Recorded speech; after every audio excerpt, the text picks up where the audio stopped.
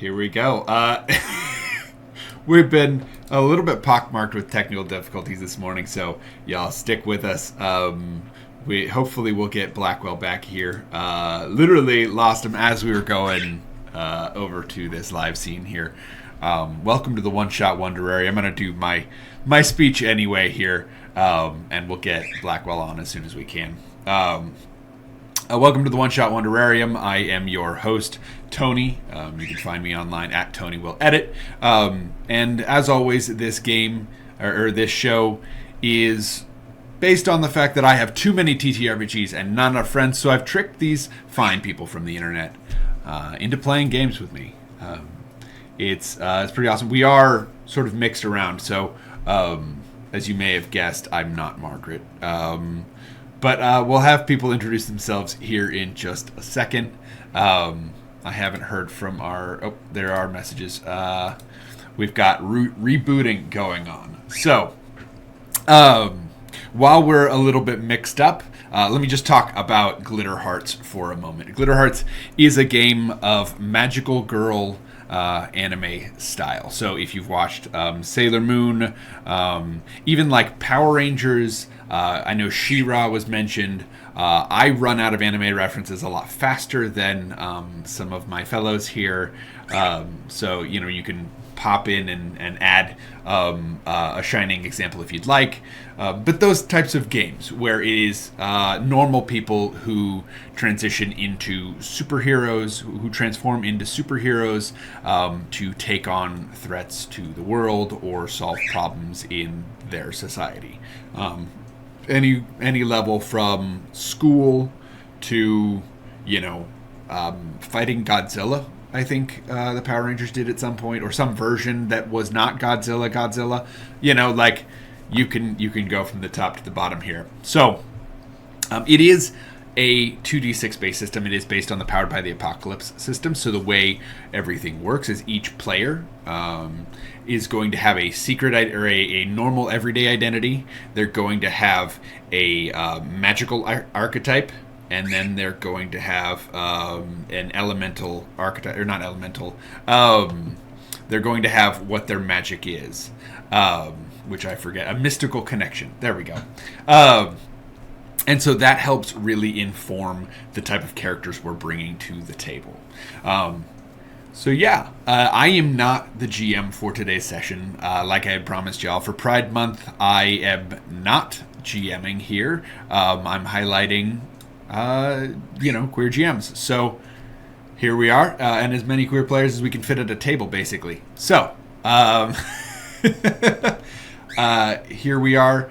I'll introduce Bright, who is GMing for us. Hello. How you doing, Bright? I'm doing good. I'm a little nervous, but we're here. But I am Bright. I'm currently in Blackwell spot right now, but I am going to be GMing Glitterhearts today. I'm very excited. I have lots of wordy puns prepped, and it's going to be a lot of fun. So I can't wait to do this with you guys. It's gonna be great. It's very, very exciting. Let's just go around the horn here a little bit and introduce ourselves, right? Obviously, I've introduced myself. Let's go ahead and, since we've started with Bright over on the far left for most folks, let's go to the middle. Margaret, who are you? I am Margaret, bisexual and gray ace, she, her. I've been playing TTRPGs for about 3.5 years now. I've never tried a Powered by the Apocalypse system yet. I've done multiple kinds, but not this one. However, I'm really excited to get some experience with it, because this is used for so many indie TTRPGs that once you get some experience in it, it's really easy to switch to others, and I want to play all of the indie stuff. So I'm very excited to be here. Amazing. And then Glaiza. Sorry. Oh, that's okay. It's a hard name. Hi, everyone. My name is Glaiza. That's a hard G, and Liza, like Liza Minnelli. That's how you pronounce my name, and that's okay. I am in a lot of things. My pronouns are they, he, she. If you're nasty, and I am the GM guide of the longest running Monster Care Squad AP that is currently on my channel, ClassicalGlaiza. Basically, if you found a ClassicalGlaiza, you have found me. Oh, yes, I am that ClassicalGlaiza. If you find any other Glaiza, no, you didn't. It's only ClassicalGlaiza. But yeah, now I'm gonna pass on the mic to I guess Blackwell. Hey, welcome back. Hello. Sorry. Wi-Fi okay. decided to betray me right then and there. It said, "Oh, you're going live? Bad." But that's my life in a nutshell. We've had 2 backstabbings at the beginning of this session. So, Bright, I hope you have plans for some more. It's great. It's gonna happen. But hello, my name is Blackwell. I am your everyman. You've probably seen me around on the internet somewhere. Probably not. That is fine. What were we telling about ourselves? We're just introducing ourselves, right? Mm-hmm. Yeah. So my name is Blackwell. I am your everyman. I am just the person here to show you that, hey, you can do this too.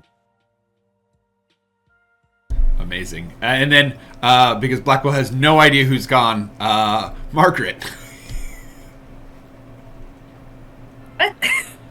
We all have gone. I am. Oh, God. This is Ramona. She's not gone yet. I don't know what you're talking. Everything's fine. I'm I swear. We're doing it live, ladies and gentlemen. It's We're doing okay. it live. Oh, it's fine. It's fine. We do. All right, Bright. Do you want to take it away? Yes. I'm ready for this. I promise I am. You know I'm ready for this. No, I'm also playing. No, this is going to be a lot of fun. So we are going to start this session of Glitterhearts. You guys are all traveling from different parts of the city of San Francisco, California. And you guys are traveling to the Embarcadero buildings in the center of the finance district.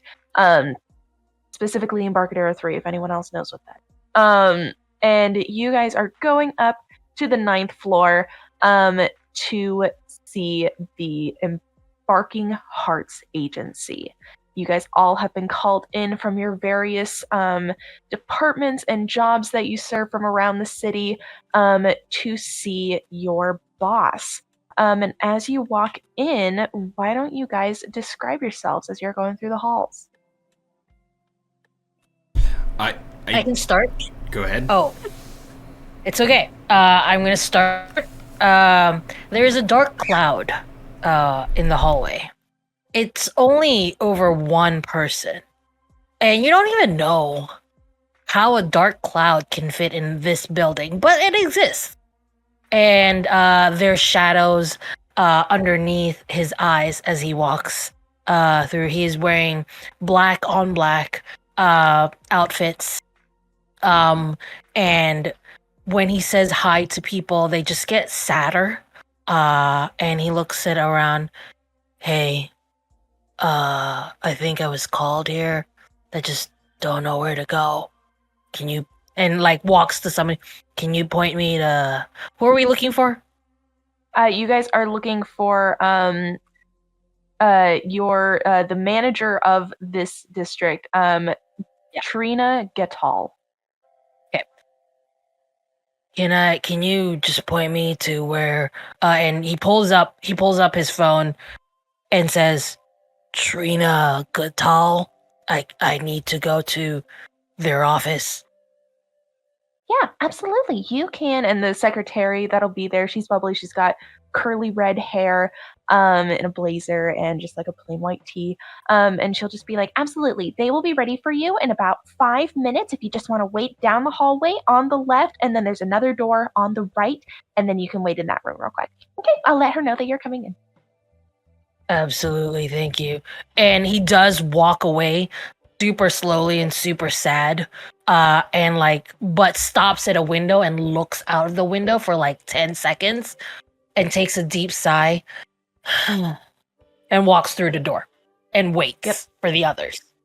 And as you're walking away, you can hear her say, I think I need to go on my break. I think I need to call my mom.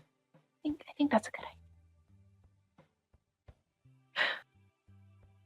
Next coming in, almost as if she was trying to shove the cloud of sadness through sheer force, comes in a shorter woman who is wearing cuffed jeans with patches on them and a brightly colored flannel over a graphic tee that says cupcakes are just yassified muffins, and she has a bob of brown hair that's purple at the tips, and she's just like... She's trying. You look at this girl and you think, effort. Effort was put in here. And she's bouncing up to the counter. Good morning. I have a meeting with Miss Trina Getall. Yeah, absolutely. You can go down the hallway. You can follow that gentleman that just went down there. So you'll follow him, and then you will go down the hall to the left, and then there's another door on the right, and you can wait in there for her. Thank you so much. Have a cozy day. And she walks, bounces through with her little leather satchel, hopping on her hip as she goes. Oh, and she's wearing Converse, obviously. I forgot to say that, but, obviously. If you're following Jasper, you both get lost because Jasper was not paying attention to the directions. Let's go with that. She's like, oh, this person is clearly... She's not terribly aware. We love it. I think Maggie is next. So coming down the hallway in sort of your a gray pantsuit with a white frilled shirt. We've got sensible heels on, and like a mother of pearl necklace. It's sort of white with a little bit of shine to it, with 4 gemstones. Hair up in sort of a no nonsense bun, as it were. But moving quickly for the heels that they're in, and slightly late, I think. Maggie comes up, and you can see there's just sort of an air of anxiety at not being there on time. I'm sorry, charity luncheon ran late.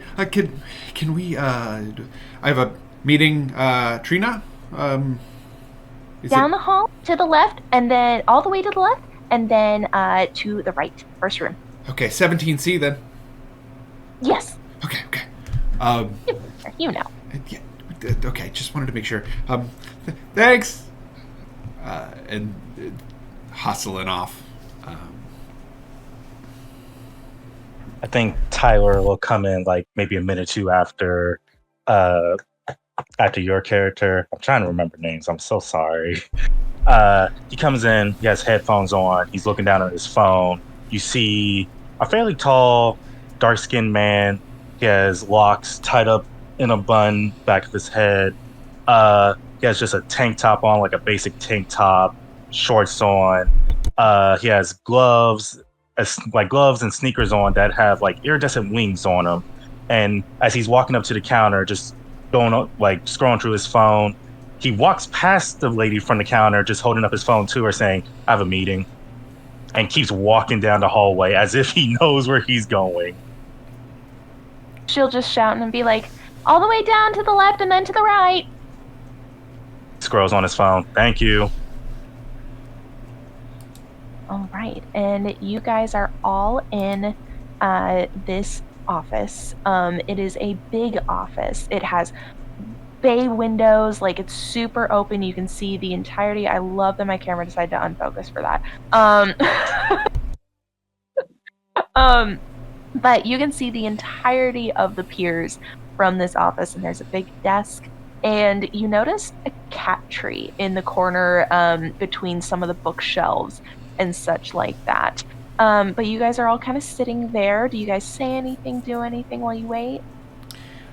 I have said hi to everyone in the same sad... I don't know if you watch Friends, the way Ross says hi. It's that, hi. I love that reference.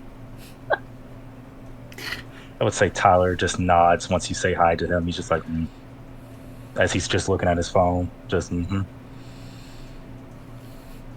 Eddie definitely tried to get like some kind of banal conversation going a couple times, like, "Oh my gosh, the weather," and like nothing has worked. So she's just fallen into awkward silence. Maggie, I think, is like every probably 15 to 20 seconds, she will start conversations and sort of engage in that banal small talk, and then her phone will ping, and she'll get full distracted from whatever it is that they were talking about in that moment.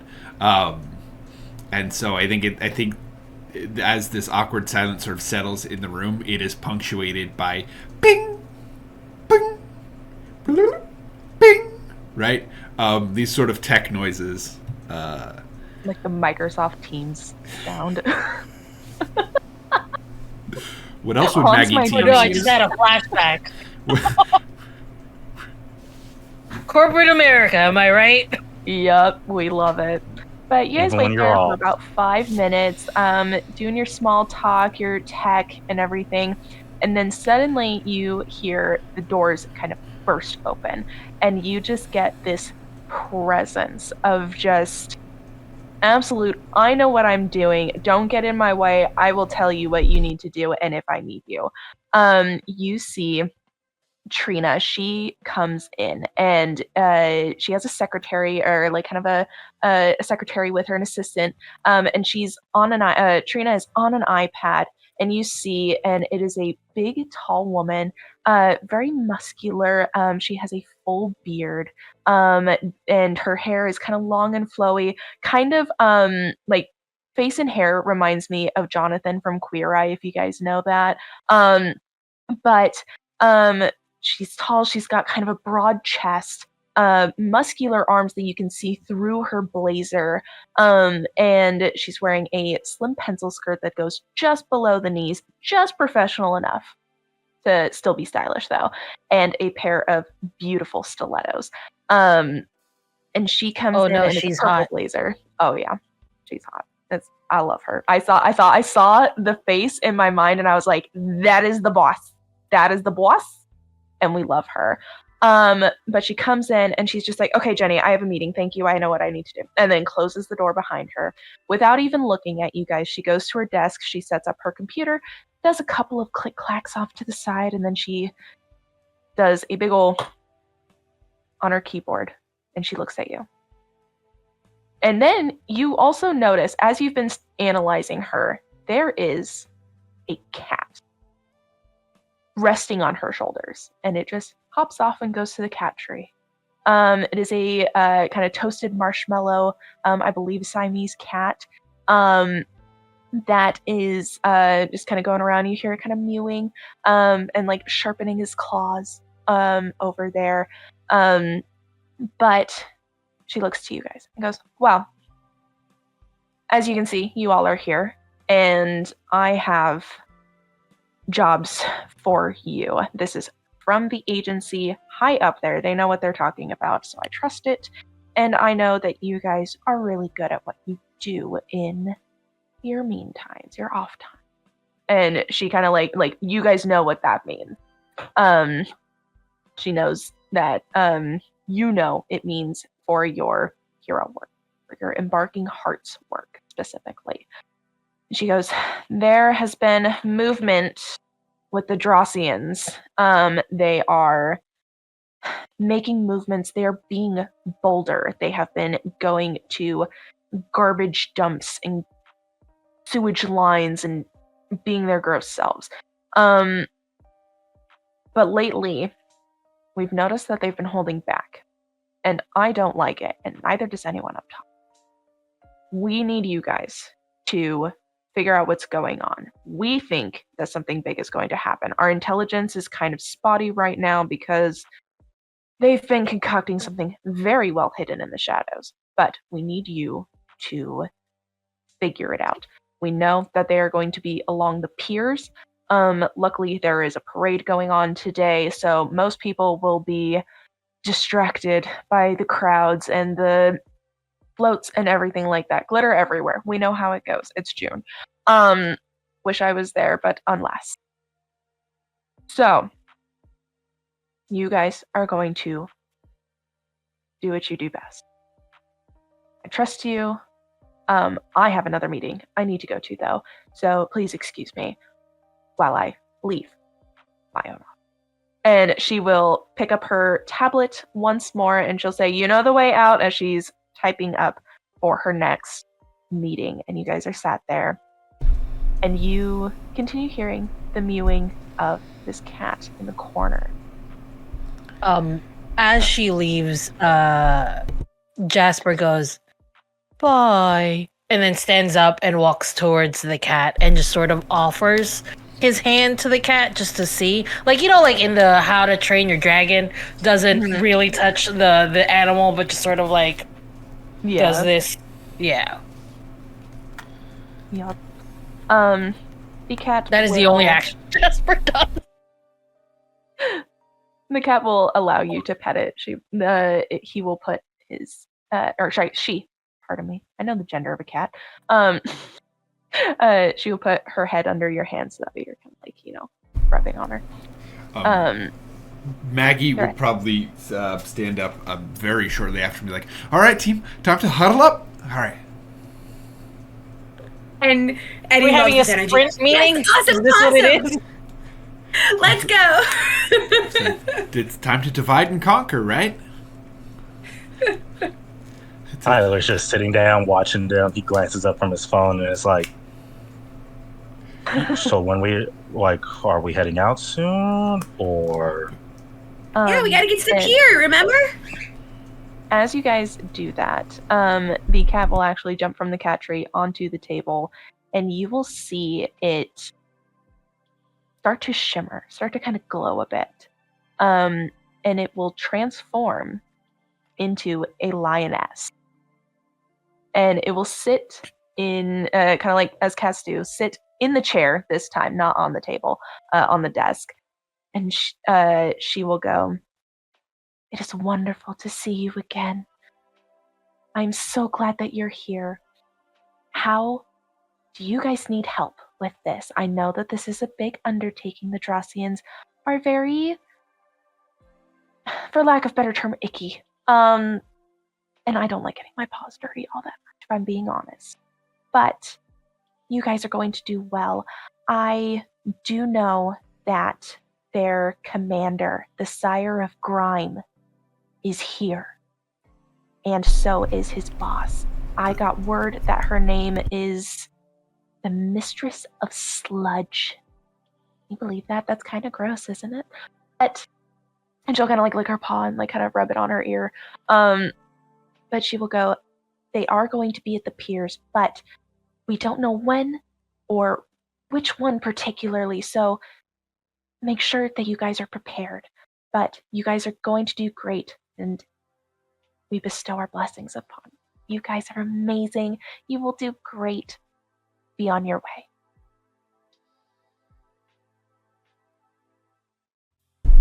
So, Where are we going?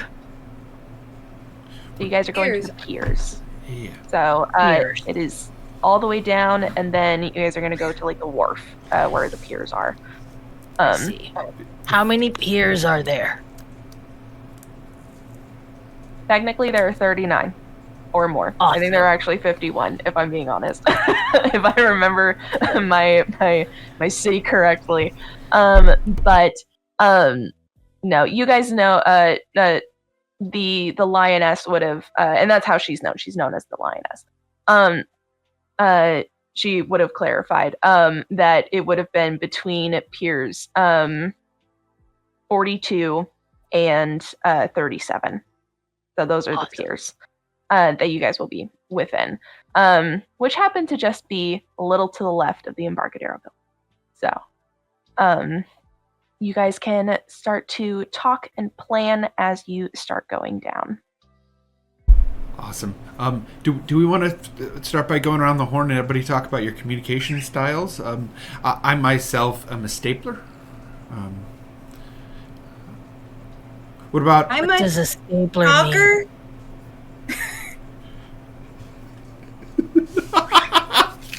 Tyler's just kind Do of we need glancing at office first. supplies? No, a stapler. Has a focused nature that pierces through things but binds people together. You also. I am a protractor. A protractor guides. That is what I am. A protractor. Oh, really? Yes. So you're a subject matter expert. I want to be a felt tip pen. Do you, we can't. We don't The just best pick kind our. of pen. Did you guys not go? You guys didn't go to the Embarking Hearts seminars recently. Oh, absolutely, I did. I absolutely did go. Yes, that is something that I mean, and you can see Jasper getting a little bit embarrassed and excited, but also like trying to stop himself from talking. I mean, yes, that's something that I did. Yes. Well, then you can name off with me the 7 different types of personalities in a workplace, right? Absolutely, I can. Why don't you start and I'll follow? We We'll can do just it say them together. together. Yeah, just say them together. Yeah, we'll do them together. Yeah. So the first one, stapler, is the of course. Yeah, absolutely. And then Yeah, the second the one, stapler, and the second one is second one the is duct tape. the duct tape, absolute and tape. then, Yeah, of course, puts things together. The third one And is the do not disturb sign. disturb side. We said it at the same time. The fourth one is the always broken coffee pot. Always. What? Broken coffee pot? Yes, I was totally, absolutely there. Yeah. Yes. Yeah, you've totally got it. You're doing so great. Yeah. I was just joking earlier when I said protractor. I'm obviously the broken coffee pot. That explains it. You do really energize up a room. Oh, right. That is absolutely what I do. But this is just a big project, right? We've got so many peers to hit. I just wanted to talk about maybe special. I don't. I mean, I kind of know. Jasper. With Jasper, yes. And then Tyler. We've met before. Tyler takes off his headphones and puts his phone away. We have, and this is what we're going to do. We split up in 2 teams. We tackle each peer by our 2 teams. When we find something, we report back to each other. Sound good? I don't know.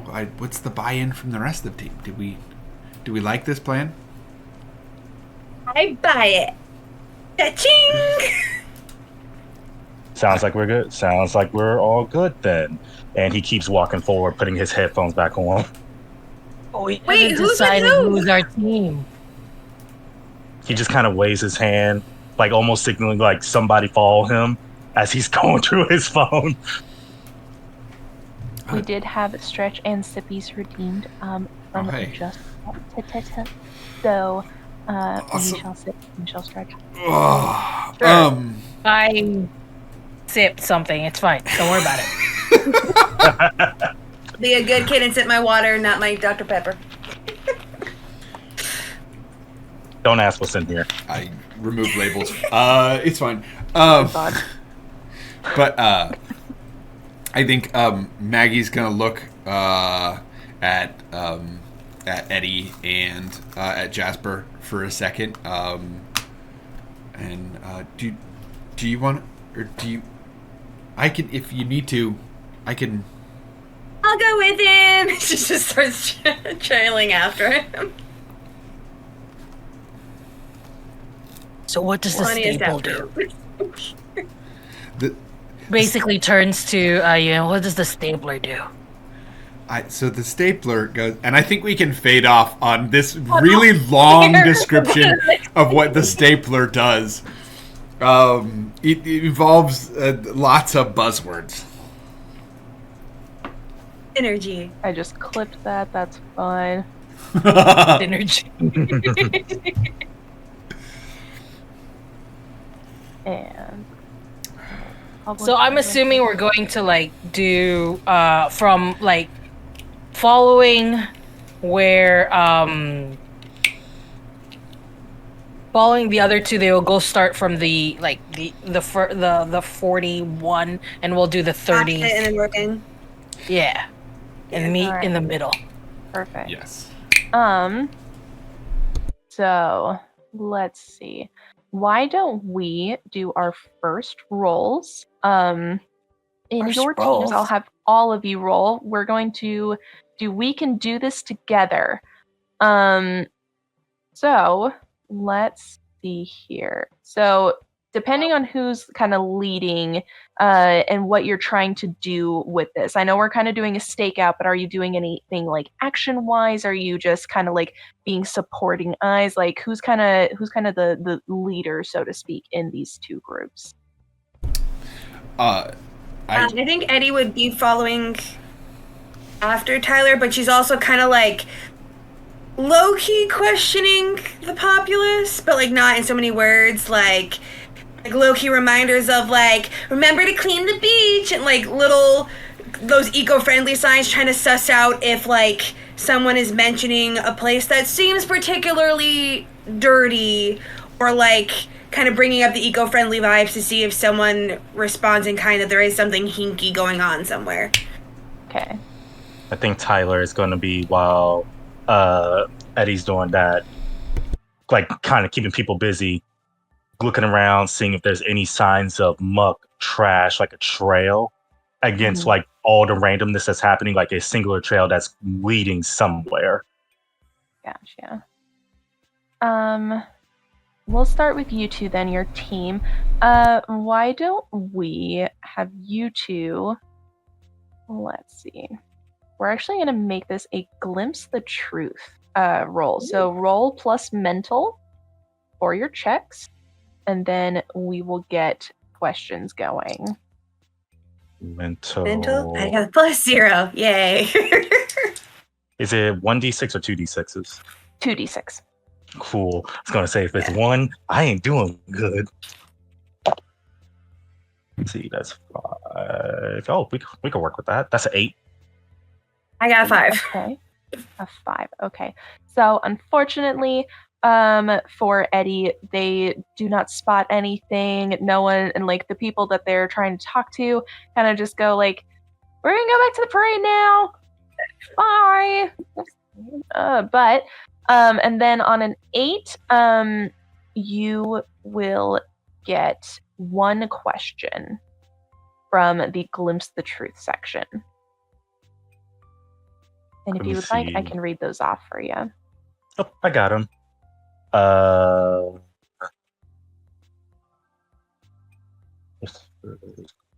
Would you like help picking one out? Because I think there's one that would probably be the most useful.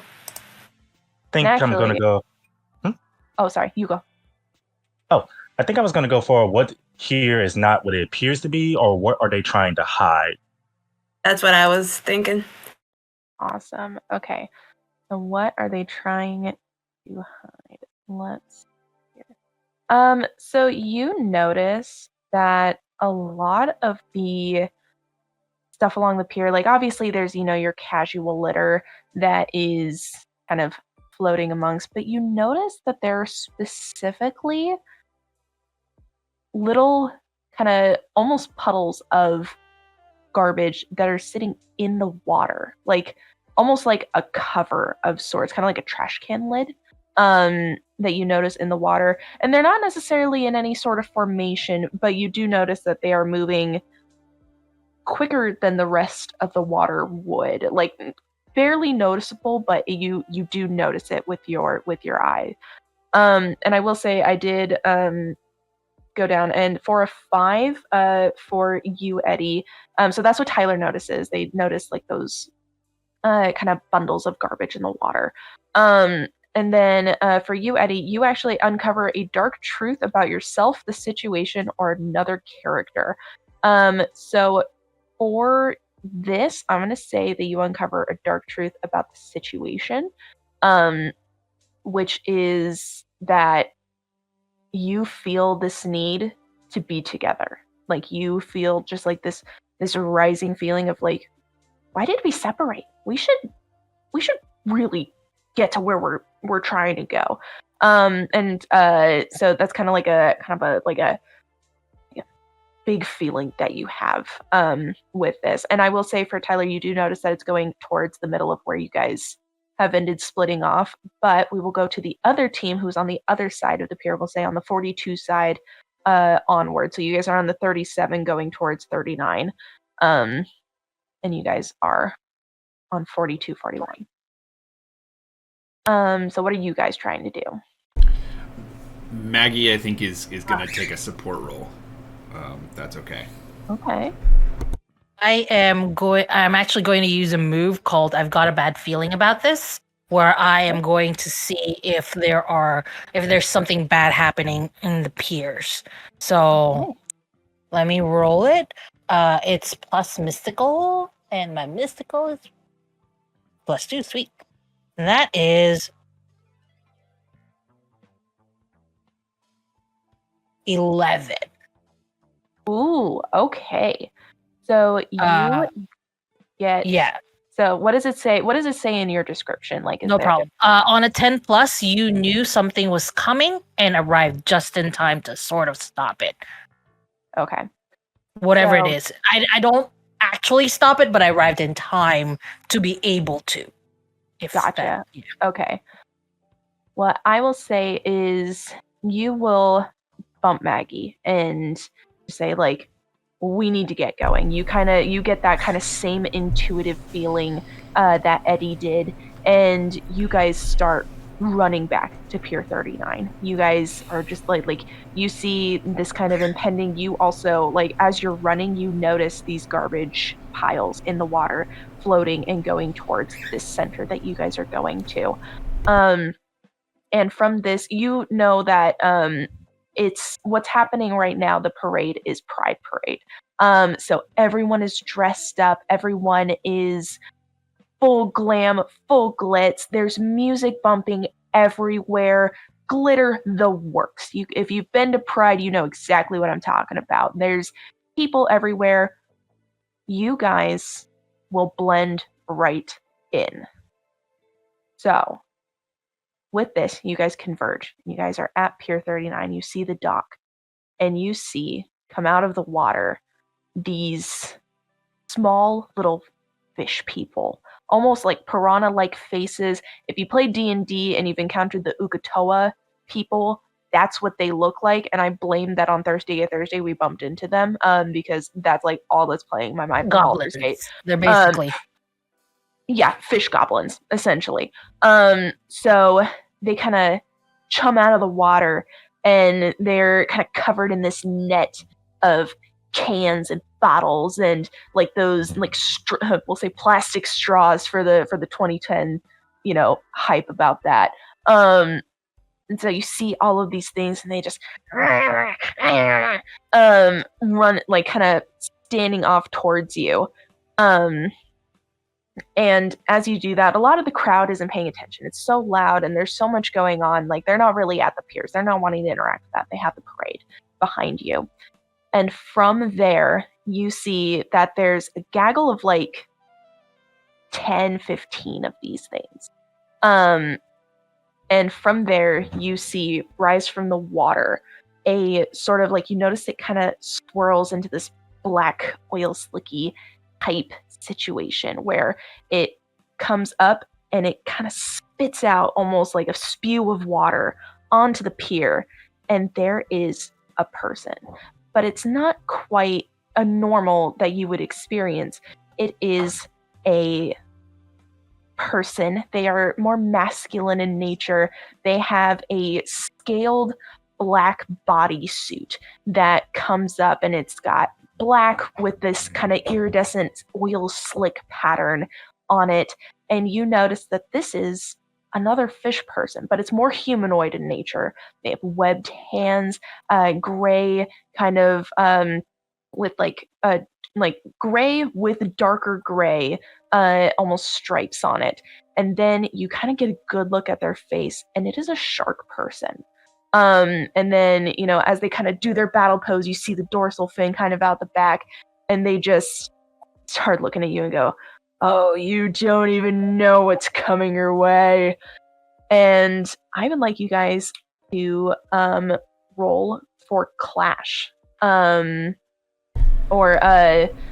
There is an initiative roll, and I genuinely cannot remember to save my life, if I'm being honest. Okay, we need to take a quick break, so we'll figure out what that initiative roll is there, and then we'll be right back, y'all.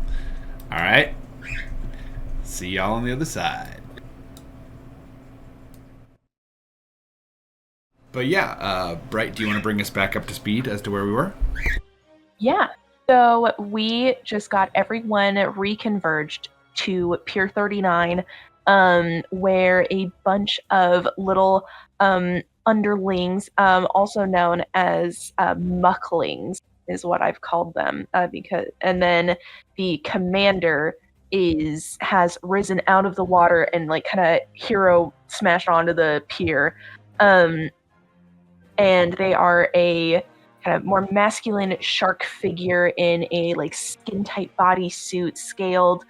They are tiger shark kind of presenting almost. They have rows of teeth, dorsal fin, but still kind of like a relatively human head. But like you can see like the sharkish features as they go. And they have just threatened you with violence. So what are your characters kind of like, what are they going to do? We'll start with Margaret as Eddie. What you gonna do? She's going to kind of like take a look around because we have a large group of bystanders that aren't necessarily paying attention, and she's going to be like, "Hey, weird fish people!" And she's going to run down to like the empty part of the pier, kind of forcing them to turn away from the prey and away from the crowd, so that they're only fighting around water instead of the crowds. Am I rolling for that? What's that plus? Yeah, so we'll roll be vigilant first. So it'll be plus mental. All right. 4. 4. Okay. Those guys do not like me today. That is fine. So unfortunately, you won't be able to do any questions, but you will be able to still do your distraction. Next, we'll go to Blackwell. So what is Tyler gonna do? So question: are the fish people intermingle like with the crowd, or there's like a clear divide line between you guys them? are pretty separated right now. You guys have a good like 30-50 foot clearance. Cool. How does transforming work? Or do we have secret identities in this world, or is it just we go? Because the crowd is distracted, and because you guys would blend in with your hero identities, I will say that it is up to you with how you present. Like, are you a public hero, or like with a secret identity, or is it like everyone knows you, like your boxer identity, your Street Fighter identity? Like, are you Lightspeed in the ring and out of the ring? Things of that nature. But if you want to transform, absolutely, this is the time to do it. If no one's paying attention to me, because what is it? Yeah, no one knows he's Lightspeed except for the other heroes. So if no one's paying attention, I'm going ahead to smash my fist together and don on to my armor and become Lightspeed. Yeah. Why don't you give us a description of what this transformation looks like, what you're wearing, how it works?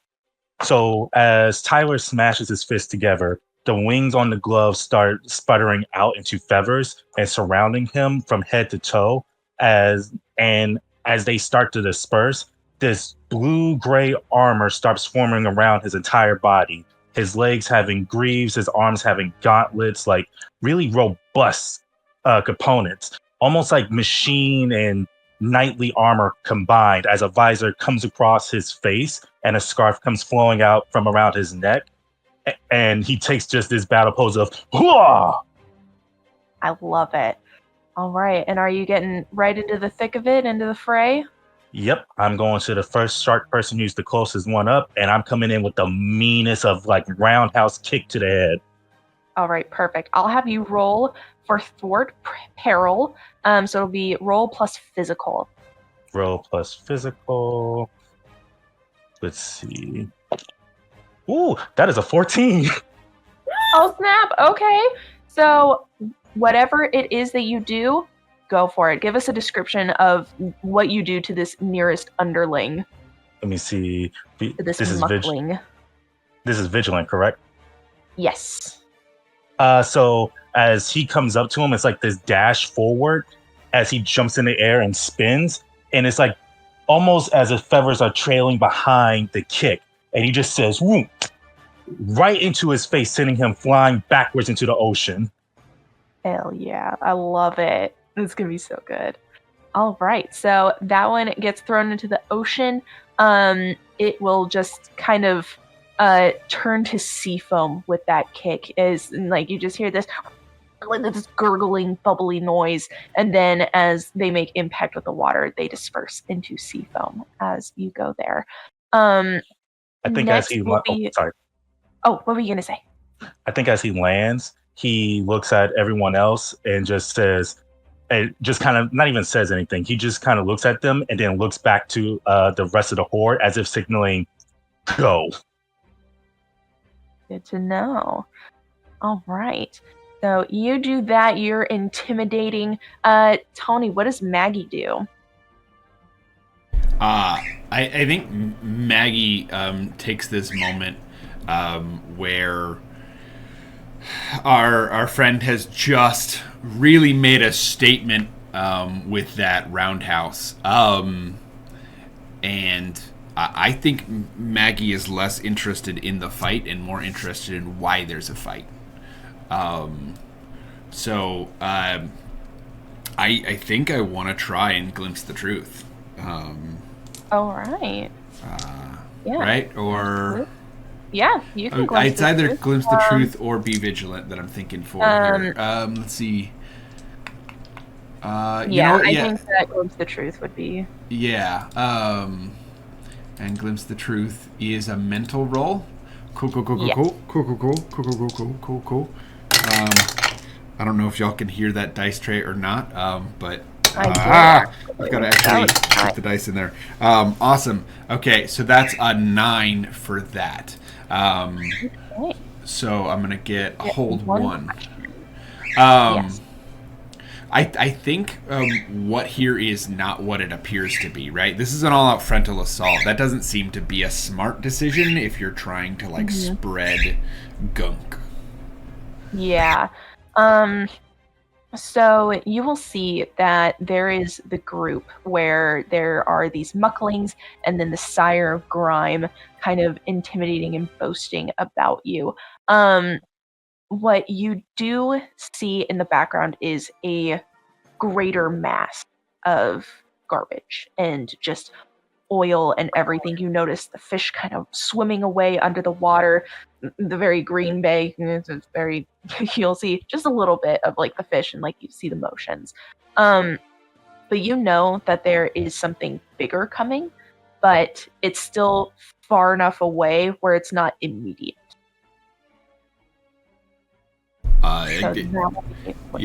Yeah, Maggie is going to shout about it. We got trouble now, and also bigger trouble later. So we got to be smart with our actions and really like work things out here, everybody. All right? Synergy. All right, and then I did forget to ask this for Eddie, but I will pitch it to both of you. Do you want to transform at this time?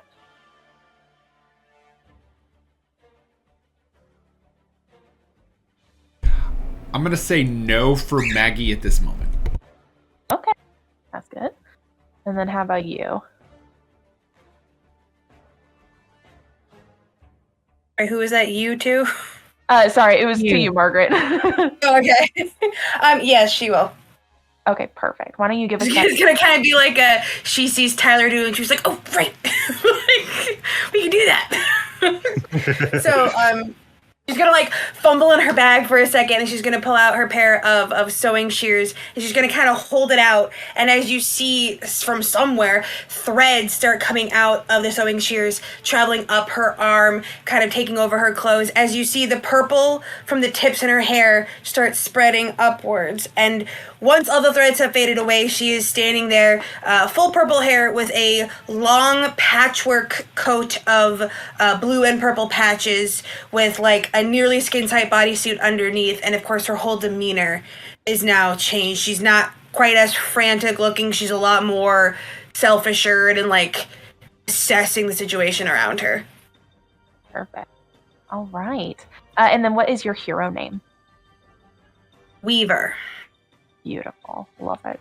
All right. And that leaves us with Glaiza. I'm sorry, Glaiza? Yeah, Glaiza. Glaiza. That's okay. I'm so sorry. That's okay. Glaiza. What does Jasper do in this situation? Does he? Jasper looks out. Jasper looks at everyone transforming, well, at least Tyler and Eddie transforming. And then it's like, goes, okay, my turn. And then he raises his hands and goes, darkness, take me and transform me. Nothing happens. And he's like, and then taps, and then brings out his thing. Right.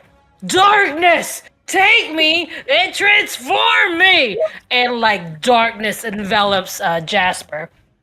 And when the darkness dissipates, you see a girl wearing spandex and is super like has wings and everything, and it looks like a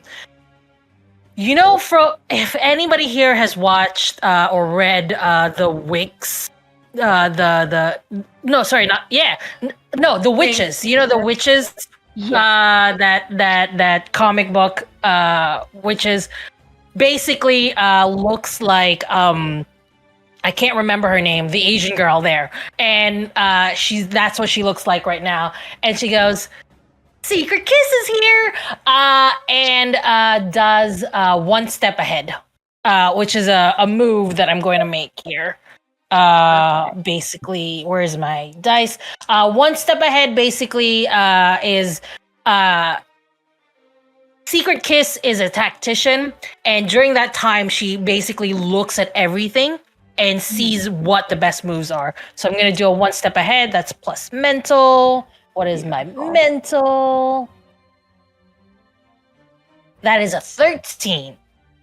Right. So that means every ally gets a +1 in the current scene for whatever rolls you need to make. You all get a +1 just for this. It's ongoing for the current scene. Okay. Perfect. Yes.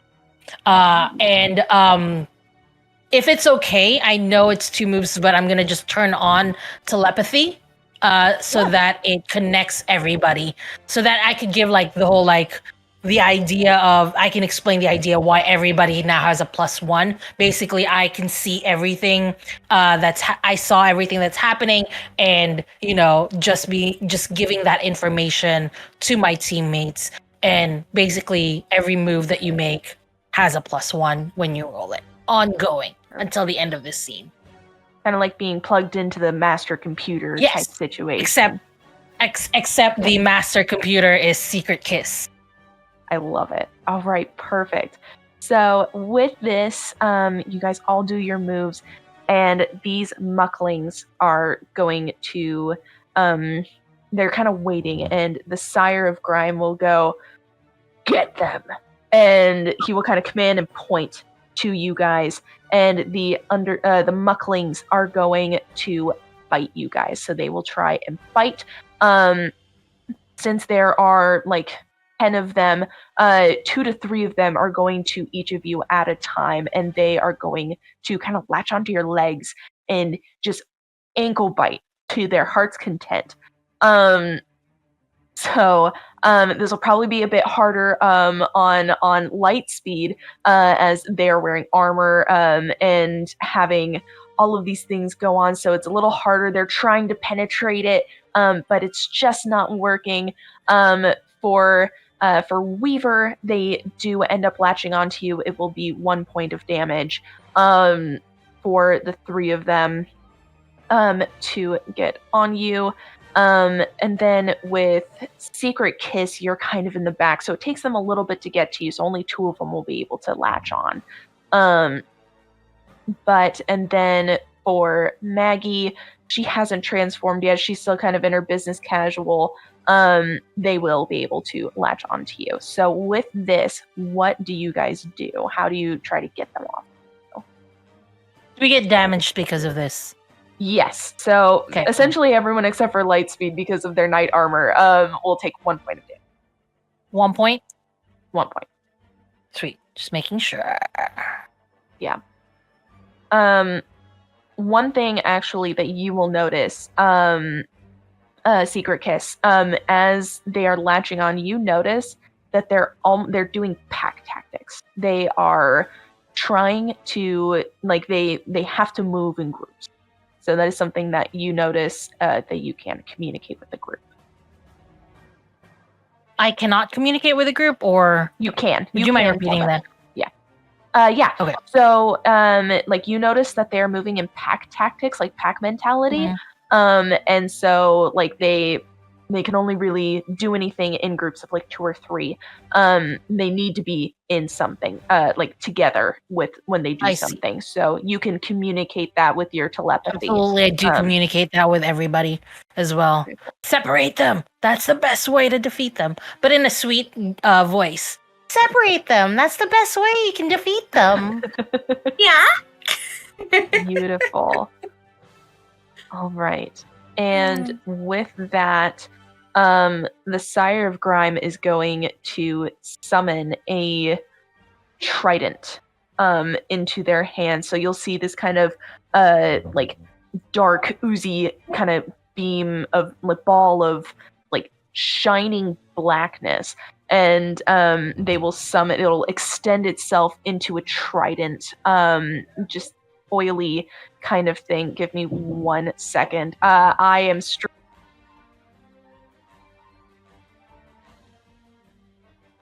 I'm already trying to like think like, how do we this build is not for pack tactics. sorry about that. So what is your kind of next move, like, as they are summoning this trident and is almost fully formed into the metal that it is? What is your kind of plan of action, knowing also that these things are in groups? Should we go back to our initiative order, or? Yeah, we can do that. So that would start with Eddie, or Weaver. We will start with you. All right. I'm really nervous because with how low I've been rolling, if this backfires on me, this could really backfire on me. But I think I'm gonna go for a hex. Ooh, okay. And what does that do? Once you roll, obviously. 6. Does that give me... So, let me get back to... Yeah, on a 6 or lower, the hex backfires and the GM can use 1 hold against you. But I have, like, several different things I can do. And what I'm trying to get done whenever I can get the hex to work is the target must answer 1 question asked truthfully. Right, you're muted. You're muted. Muted. There you go. Can you hear me now? But Okay. I rolled a 6, so Okay. it backfired. So it backfires. Okay, and then there's 1 hold against you. Yes. Okay. We'll say she got distracted from the little things on her. Yeah. So these mucklings have still latched on. So right now you cannot move, is what I will say. So right now you are kind of being like, these things are like flapping around and just gnawing on you. And so you're trying to get them off of you at this time, as your magic kind of somehow betrays you in this moment. We'll say it's nerves, being like, okay, this is weird, but we're going with it. All right, next we'll do Lightspeed. What are you gonna do? Okay. So the little mucklings are trying to latch onto me, but getting no hold. I'm gonna use Shimmering Wings, because the main baddie's in the middle of like the ocean, right? Or a little bit farther out. Or they're like so the main baddie, they're in the middle, farther out into the ocean. Yeah, they're in the Pacific. So yeah, I'm gonna use shimmering wings to fly up, and then like these iridescent feather like wings just shoot out from the back of from Lightspeed's back, and he flies up in the air to dive bomb down with the meanest of just right hooks. All right. And then, are there any rolls for that you need to make? I think that's a clash. All right. So let's do roll physical. Yeah, that's clash. So let's see what happens. Right. Let's see. 4, 6, 8. There we go.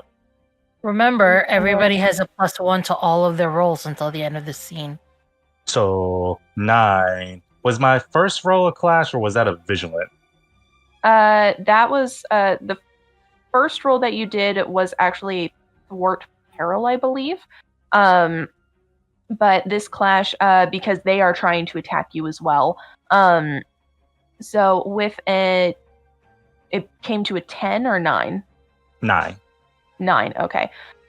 So what you do is you do damage to so each of you do damage to each other. What is your physical modifier? +2. +2. Okay, perfect. So cool. So, and then what is your weapon? Since it's kind of like your own thing, it'll just be the physical. So you do 2 damage. So you are able to knock out one of these mucklings that are trying to latch themselves onto you. So now you only have one more that is there. So this muckling is going to see that you have, decked the other one. It turns to sea foam as well. And this one is going to essentially kind of just cower and try and go back to the sire and join them to await next orders. Was that towards... that was towards the sire, like the main person. Yeah. So the current kind of mid-boss that you guys are fighting. So towards the end of the pier.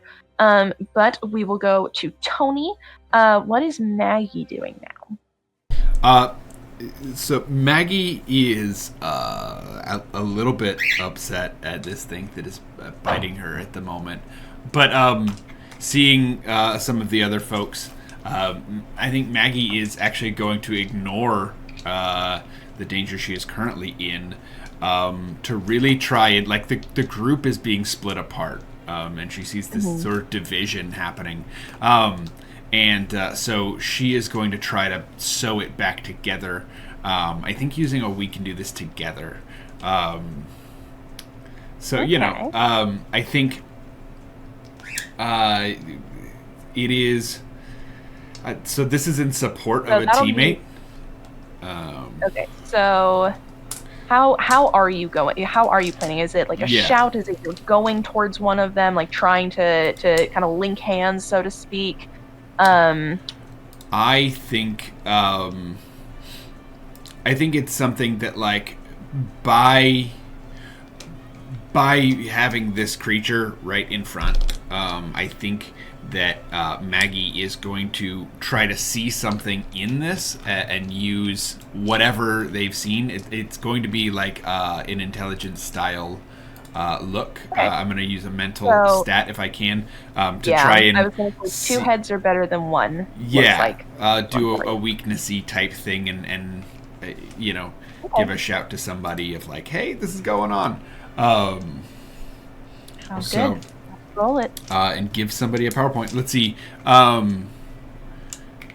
Glaiza, you've not gone yet this turn. So I think you're the one Maggie is going to... Well, you're the one I think you also gave everyone else some extra benefit. So I'm going to try and give you this PowerPoint with this. We can do this together check.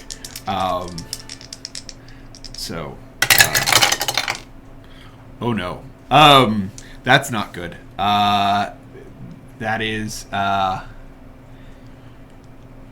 well, that's you have to add 1. Oh yeah, even oh wait, no. I forgot my stat. Which is 1. So that's a 6. Okay. So Which what? we actually have the 2 tables in here. We didn't. Yeah. Do you want to go by cooperative or competitive? I was going to say by cooperative because since you're going towards Maggie, you're trying to be helpful. So you are trying to cooperate with Secret Kiss there. So unfortunately, what this means is your actions put you both in danger, and you both you lose 1 from your power pool, and your relationship is Our power dissolving. pool. Yes. We start at 0. So does that mean We have stay at negative 0? 1. I will say that it stays at 0, yeah, since you guys Awesome. don't have any yet. But your relationship kind of cracks. It's starting to dissolve. So you try to reach out, and through the telepathy, you're trying to be helpful, and it's not quite working how you want to. You're not able to really see the weakness, so to speak, that you're trying to communicate. So it will, the telepathic bond that's happening almost fizzles a little bit as you try and communicate this, and it's not getting through.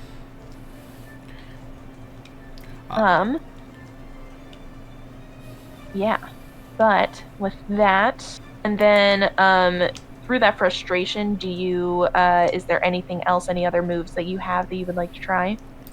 I think seeing this frustration, they know they need to take something to another level. So they are, I think, going to end this with a transformation. So usually it's because of this broken relationship, it's a weird transformation. So normally there'd be a sort of a singing, and there'd be like this choral sound, like multiple voices that come in together as they sing, "We can do this together." But this time it's one voice that sort of cracks as it goes. The swirl, like they sort of spin in a circle, and their like gray pantsuit turns into this like sort of long flowy linen multi tie-dyed dress that sort of super spins out from this center. And you can see the necklace around their neck goes from mother of pearl to each gem lights up with a color from first Maggie's, and then each of the other characters, except the dark swirly. The purple gem. What? The purple gem.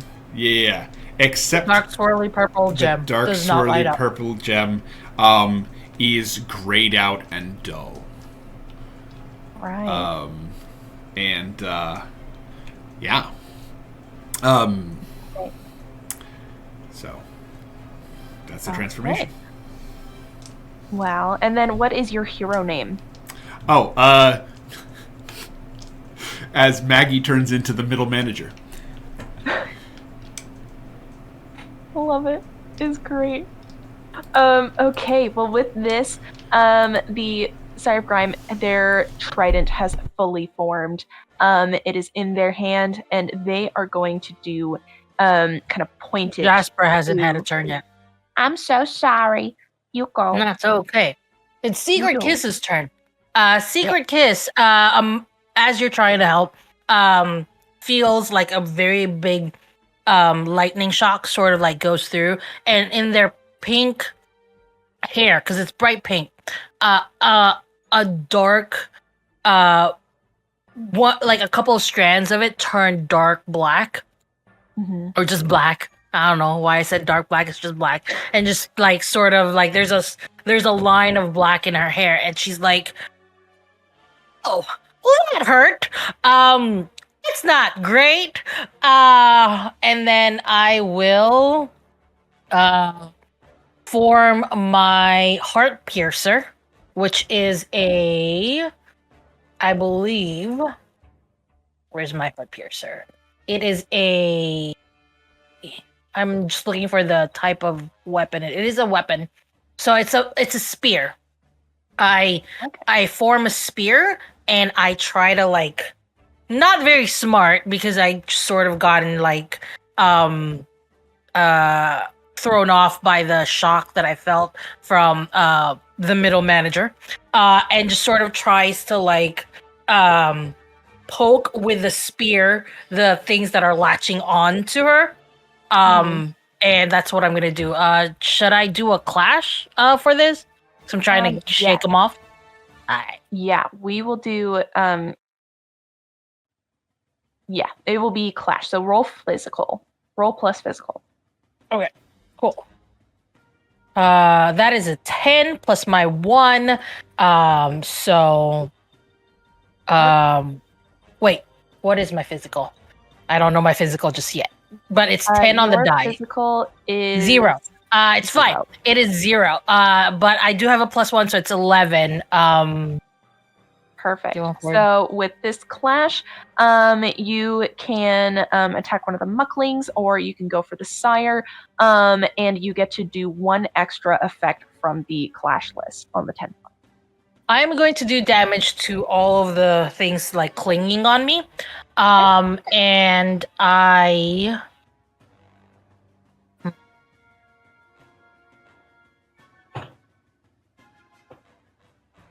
will force them where I want them. Now, technically this is not where Secret Kiss wants, but this is also the player wants. Because of the relationship break, it kind of falls on Maggie. Like one of them falls on Maggie.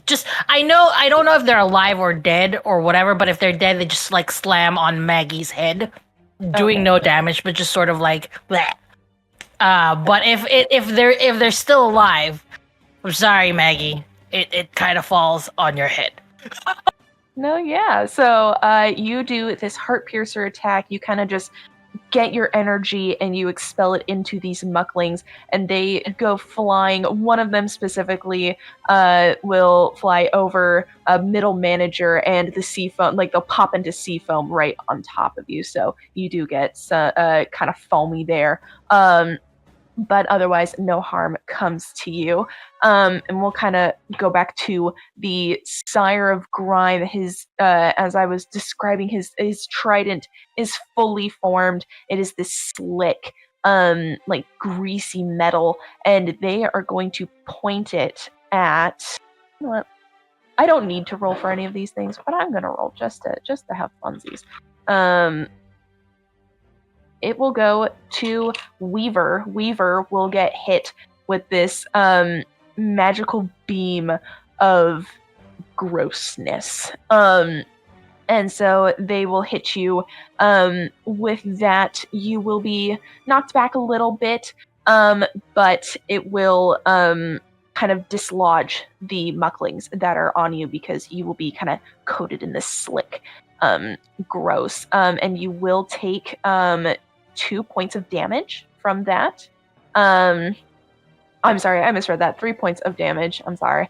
From that, and they will kind of just like the Grime will kind of just look at you and smirk as they know that they have kind of gotten one of you at least. As the mucklings are kind of regrouping, reforming, mostly unfortunately on middle manager at this time, but otherwise they will not say anything, and we will start at the top with you, Weaver.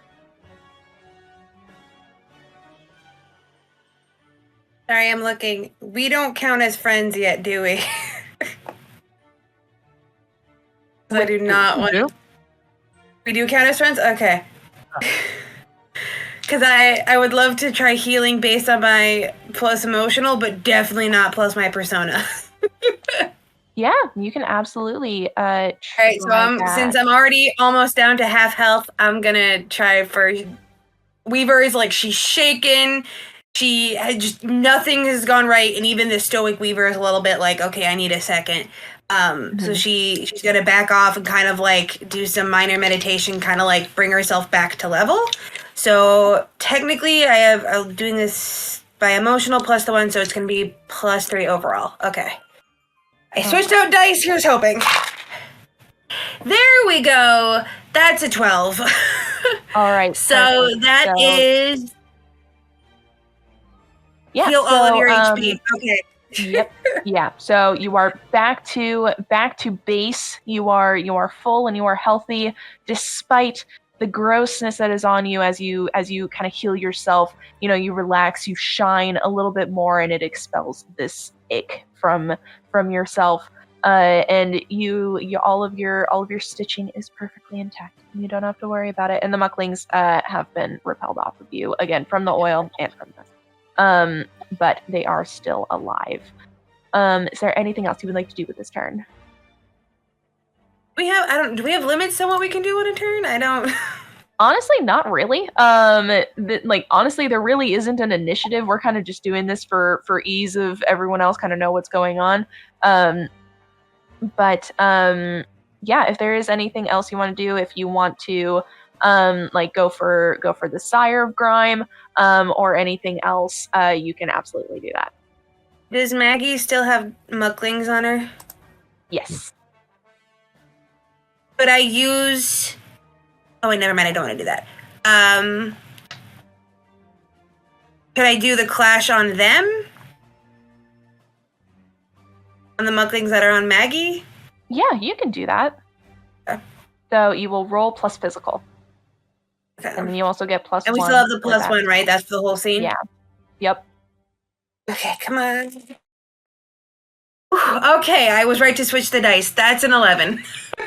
Beautiful. Okay, so you are able to get rid of these mucklings, and you get to choose 1 extra effect for that.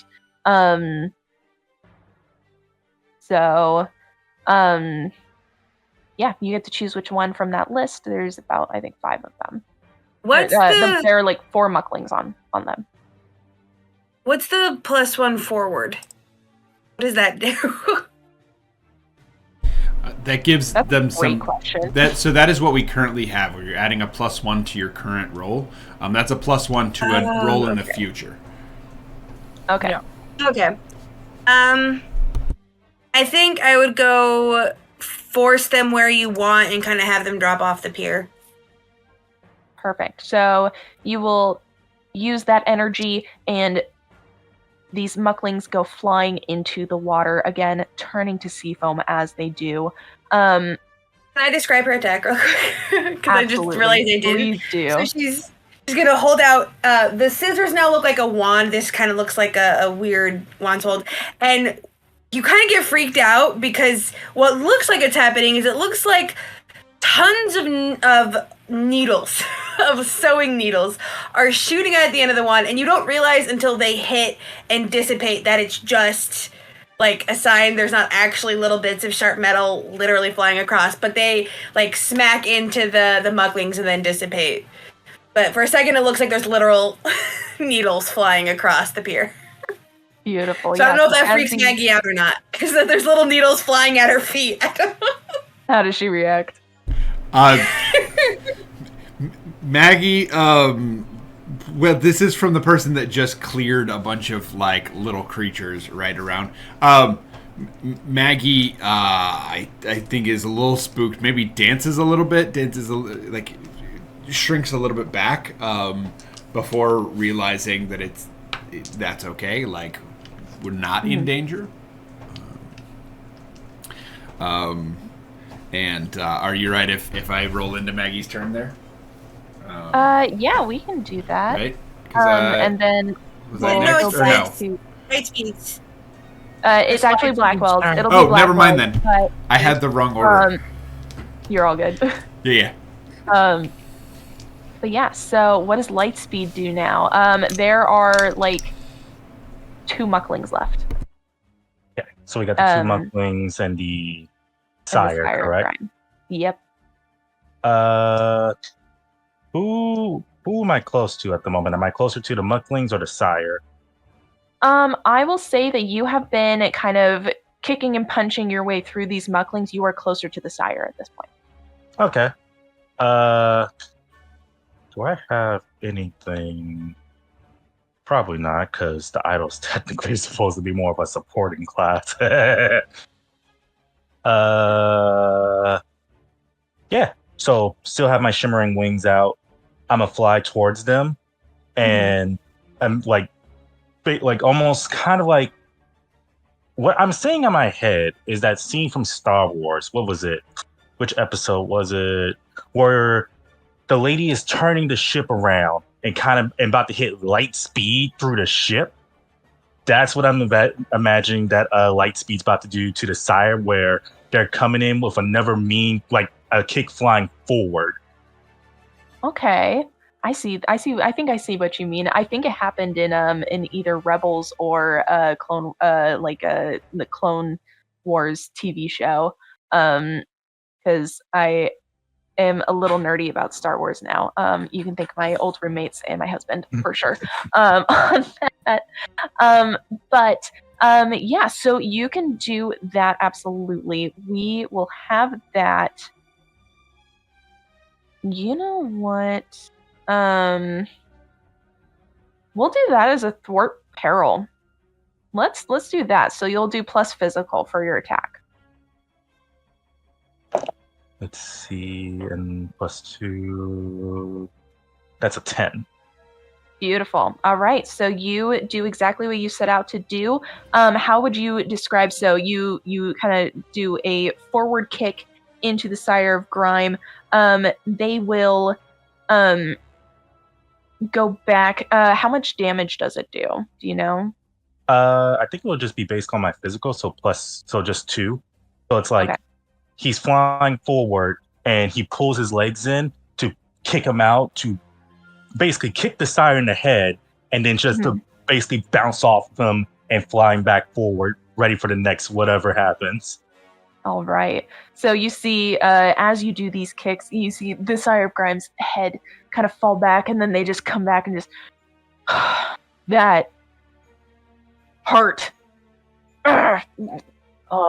And you see the frustration build in them as that happens. And then middle manager is up next. You will see this attack go on. Again, there are 2 mucklings left and the Sire at this time. I think the middle manager knows not to worry about lower level employees. So they're going to, I think, now that they're sort of clear, there's a sort of nod of thank you, and a note to write a kind email to Trina later about Weaver, and then I think a roll forward into a clash, as the goal here is to actually use my fear ability, which is Cold Grip of Fear. We'll see if I can actually hit anything here. It is a good time for sippies, though. Thank you, Blood. Yeah. I didn't even see that, but I did it anyway. We've lost Blackwell's video for the moment, but that's okay. We'll keep going. Yeah. So yeah.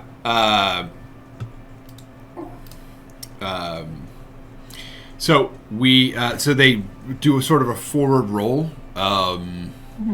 probably past any of the mucklings and headed towards the Sire of Grime, and it's going to be a clash roll. Okay. And before I sort of narrate what I'd like this to do, I'm just going to see if it works, so I can point it in a direction. But the idea is to use this ability and to just double punch, basically. Beautiful. So And it's plus physical. Oh no. I may need to swap dice. Everything's fine.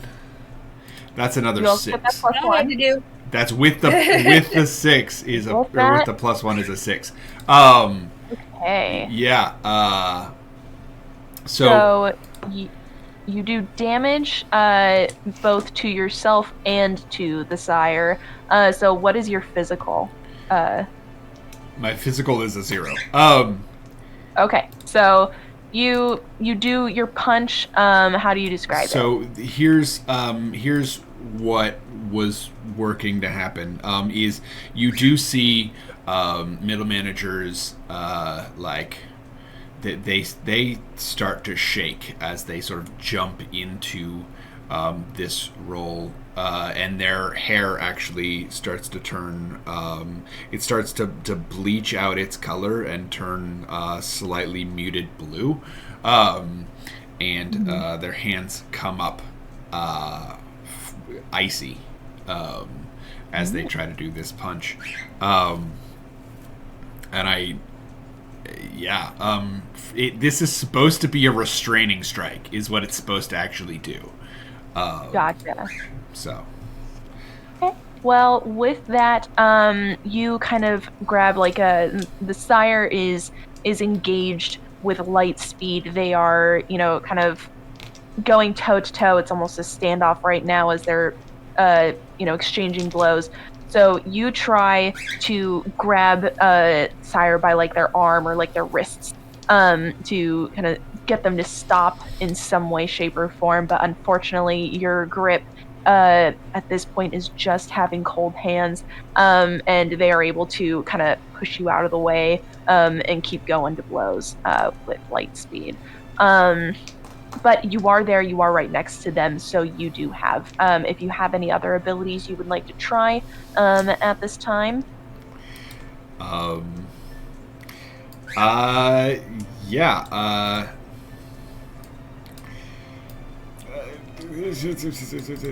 I want to do something, but do I know what that is right now? No. So that's okay. We're gonna go ahead. Do you want to do well-executed machine? Well executed machine. That has to be when we do we're in this together. Oh, and we've lost Blackwell entirely. That probably means they're coming back with mobile. Do we want to take a quick break, get tech figured out, and we'll be right back? We should have some time. Let's finish out this kind of round. And then we will decide that, because they may be back by then. Okay, so this is kind of the end of your turn, Yeah. so to speak. Okay. So, you do have a move that your failures only make you. It's only with persona or emotional checks. Everything is contingent on something else working, and I got nothing working. Okay. So. Fair enough. Okay. So this will lead us to Secret Kiss. What would you like to do? Secret Kiss would like to look at who else is still alive, other than the sire. Okay. Are there still mucklings left? If not, I will go straight for the leader. Yeah, there are 2 mucklings left, but they're kind of cowering. They're not really going. They're waiting for to support the sire, but they're not getting any orders, so they're kind of just floundering around. So I'm gonna go towards those 2 mucklings, and I'm gonna go kneel in front of them. Well, not kneel, sort of go down to their level and go, would you like to switch sides? Ooh, okay. Why don't we do touch their heart and roll plus emotional real quick? Sweet. Let's do that. Do a mini sort of one of these. Oh, my emotional is -1, but I have a +1, so that cancels it out. There you go.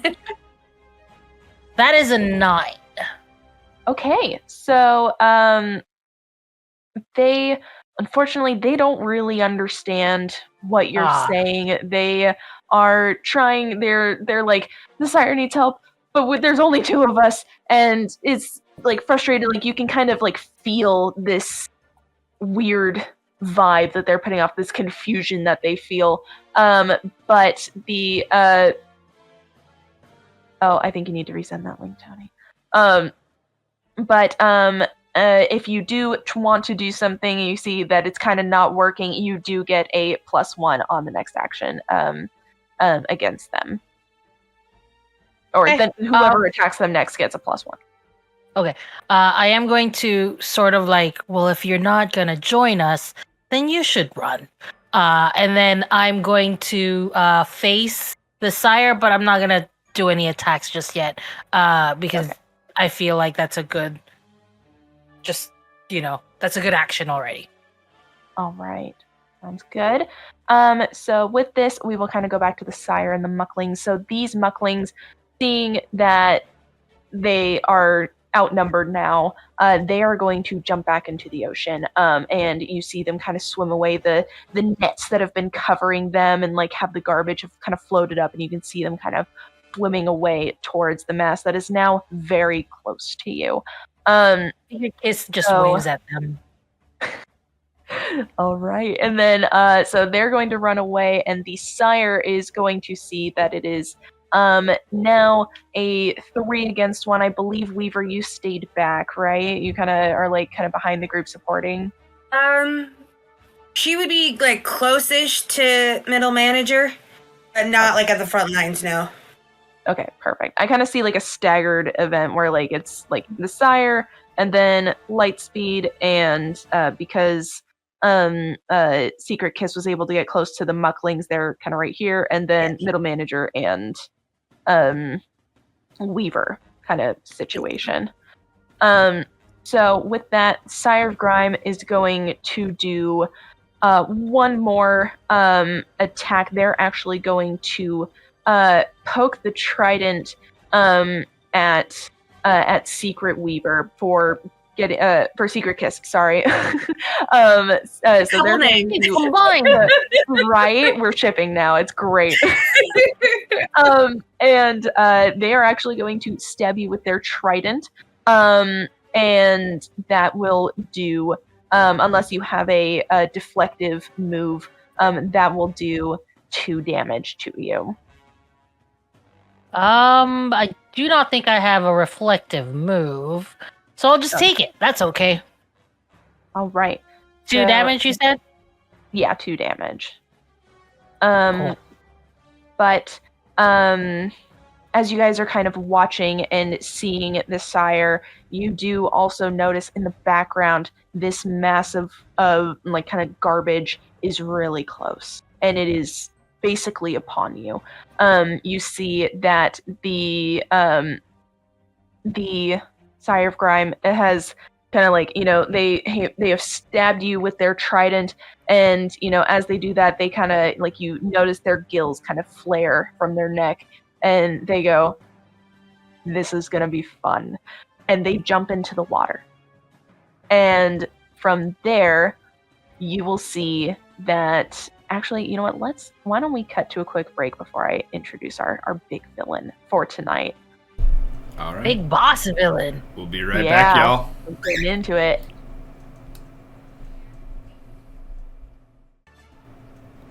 Welcome back, everybody. We are about to get into the thick of it. So, the group has just beaten down on the Sire of Grime. The underlings have fled.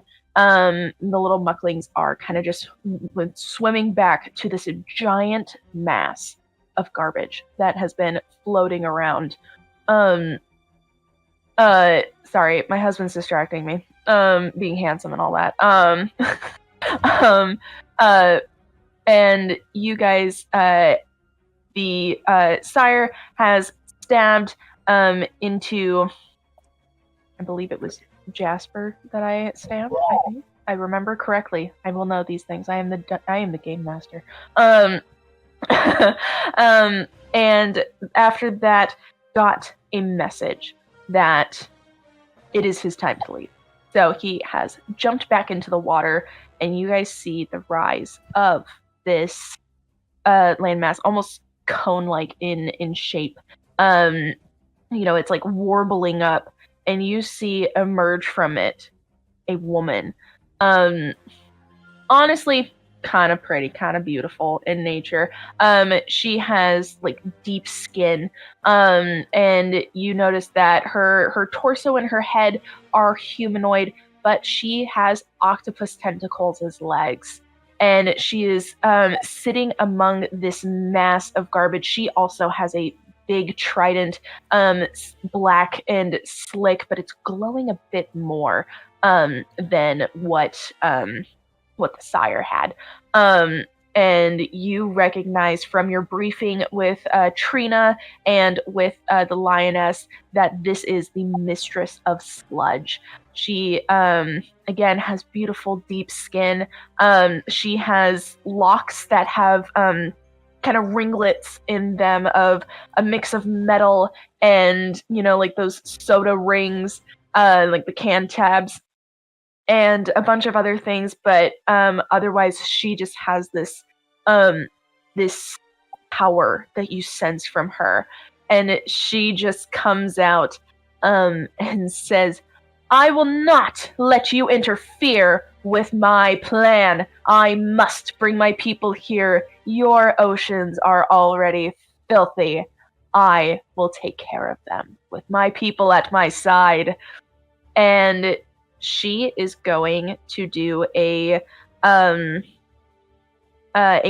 trident pardon me a trident attack as well, and from this trident will actually summon a beam of yuck to two of you, which I shall roll Fortis to see. That bounced out, so that doesn't count. Alright, so that will go to Secret Kiss, and Weaver will be hit with this attack. She focuses, and she is far from you. She is in the ocean still. But the garbage mass that she is perched on top of has kind of connected to the pier, so and it does look walkable. She points this beam at you from about 10, 15 feet above you, and she will point that beam, and it will do 2 points of damage to each of you at this time. Awesome.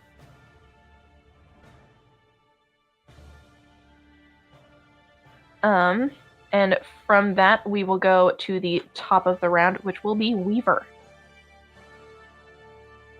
I want to try this again. All right, I'll try it. So plus mystical, +1, so it's overall +3. Okay, come on.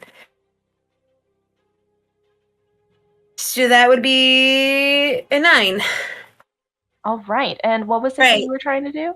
So I get a hold 1, and I'm going to pick Hex causes 1 damage.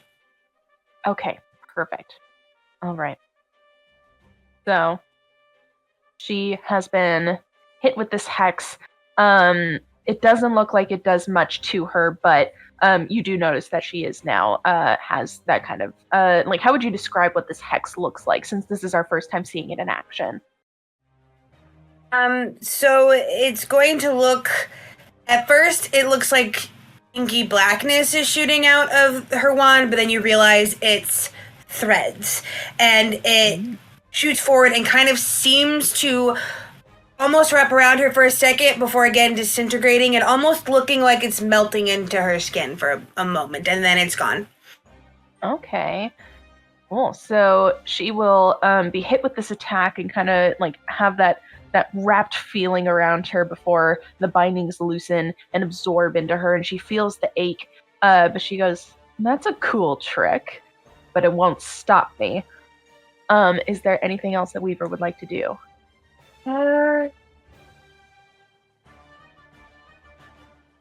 Trying to look if there's any we can do this together. Let me double check. I think is she good at emotional?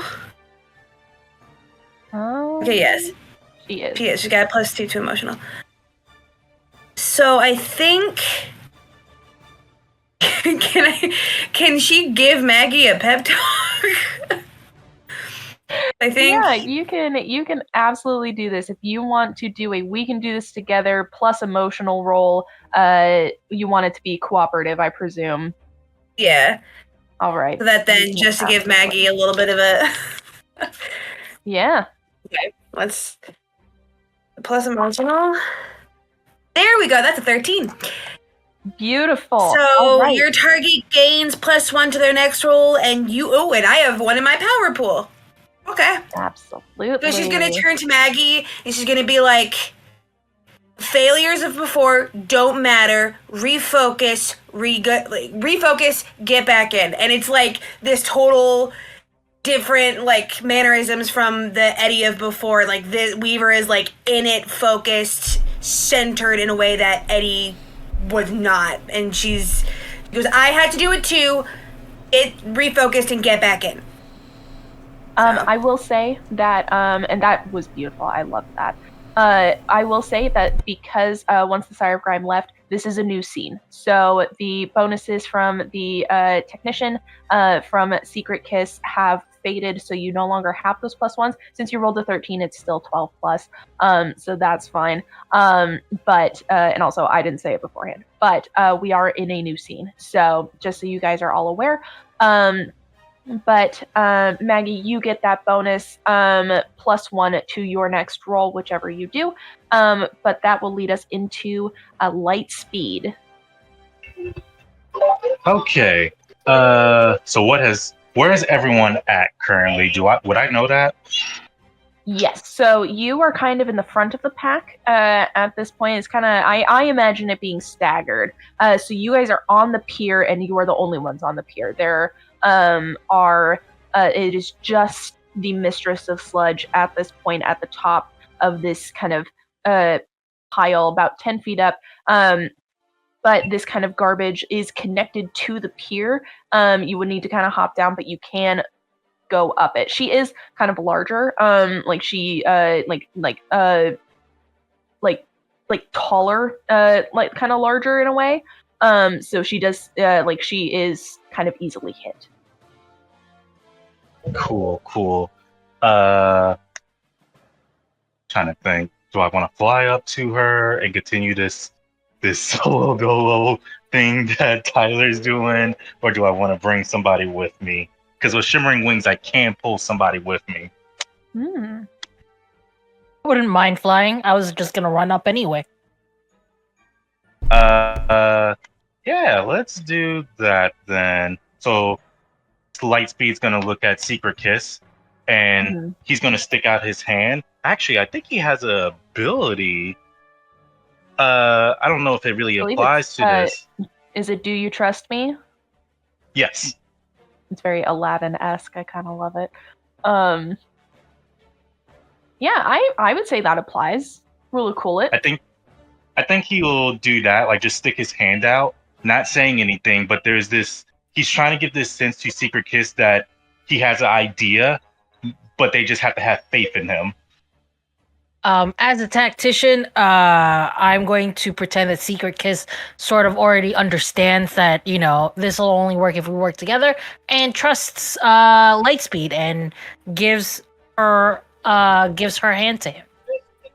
So the moment he gets her hand, he shoots up in the air with her. Okay. And with that, what else? Is there anything else you want to do as Lightspeed? Do they have any, like, where do they land? Or are they just in the air, like floating with your wings? I have to make a roll, because it's a physical roll, to see if I can even carry them. And then I'm probably going to place Secret Kiss like up front and center with me, with the Sea Mistress. I have an idea. Just hear me out. If you could just drop me on top, so I'm going to, like, when it's my turn, I'm just gonna fall with my spear and just like point it down towards her. So if you could just drop me later. That would be great. Would this work as Throw me off right here. we can do this together? I will definitely say we can do this together. I'll say it's 2 heads are better than 1 cooperative. So if you want to roll plus mental, and you guys have kind of communicated this, like you guys have this understanding. You guys have worked together before, but this is a new move, and it seems super legit. You see Secret Kiss like prepping their spear as you guys get up, and they nod to you. You nod back. You can absolutely roll plus mental for this. Cool. So for the first initial roll, which is a physical, that was a 10. I think. Beautiful. Let's see. I think I can't. Like I'm able to lift them with no problem. I believe. Yeah. And then next is mental, which I got nothing, and it's gonna be fun. Ooh, we can work with a 10. We can work with a 10. We can absolutely work with a 10. All right, and so with that, your target gains +1 to their next roll, and you get to add 1 to your power pool Lightspeed as well. Yee. Awesome. And if it's okay with you, Tony, I know that you would typically go next. Would it be okay if we went to Glaiza and then come back to you for this? Beautiful. All right, Glaiza, give us that power spear. I'm gonna use that clash because it's just a spear. So let me roll that. That is +1, so that's a 12. Yeah, that's a 12. All right. Ooh, so it's like a fastball special, basically. Yeah. So I suffer no damage. I inflict double damage. Oh wait. Okay. Oh wait. No, it's just choose one. I will inflict double damage. Oh. All right. Can force the enemy to flee. Will that end the game? No. We'll inflict double damage to her. All right. Perfect. And then what's your physical? Oh, my physical is 0, but I have the +1, so it's 12. Okay, perfect. So we will say that +1 counts towards that damage, and the spear will be 2 points of damage.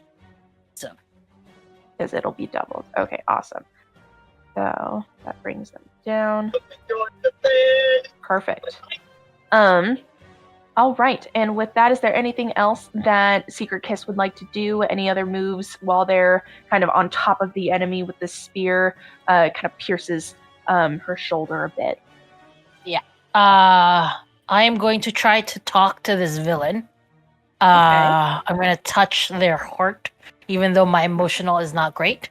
I'm going to be like, you really don't want to do this. Well, actually, I'm going to change my voice. You really don't want to do this. Okay, and like, are you meaning this in like a retreat now or a like change of heart sort of way? Oh, it's mostly like it's mostly like trying to be friends, sort of like, you really don't want to do this. We can talk about this, attacking peaceful people. We'll deal with this later, but right now, you don't want to do this. Okay, yeah, we'll do touch your heart roll. So roll plus emotional. Yeah, let's try it. That is a 9 minus how much is Secret Kiss's emotional? That is an 8. Okay. So, they do falter a little bit. You know, they've been injured. You're kind of like on them in this moment, and you see them waver in their resolve a little bit. You know, they're hurt, like in a considerable amount. But you see her, she just like she's grimacing, and you see kind of a doubt in her eyes, just a flicker of it. And with this, the next action against them will gain a +1 as she is slightly faltering. And that will actually lead into a middle manager. What does she do? I think that middle manager sees the method that's sort of going on, and as sort of a tactician as well, sees where where their friend is coming. Well, they're used to be friend a little bit. Their compatriot is coming from. Acquaintance. Coworker. Coworker. Yeah. No longer in the same group chat. Maggie's apparently been ejected from that group chat. Only reactions allowed. So let's see. Let me make sure that I have this understanding correctly. Yes, that's mental. Okay, so there's two things that Maggie wants to do in this moment. The first is I'm going to use perfect awareness. This is a mental roll, and if things go well, I'll be able to give 2 power points to anyone of my choosing. Okay. That first dice was a 1, so that's not going well already. So I tested these dice out while we were paused. I got 5s and 6s. You want to know what I rolled right now? 1s and 2s. Aww. It's fine. That is betrayal in its fullest form. It's the 3rd straight time that's happened. I don't know what sort of curse I got. +1 at least. I have a. If you're... Yeah, that puts me at a 4. 4. Okay. It's with the +1. It's not good. So let's see. Oh no.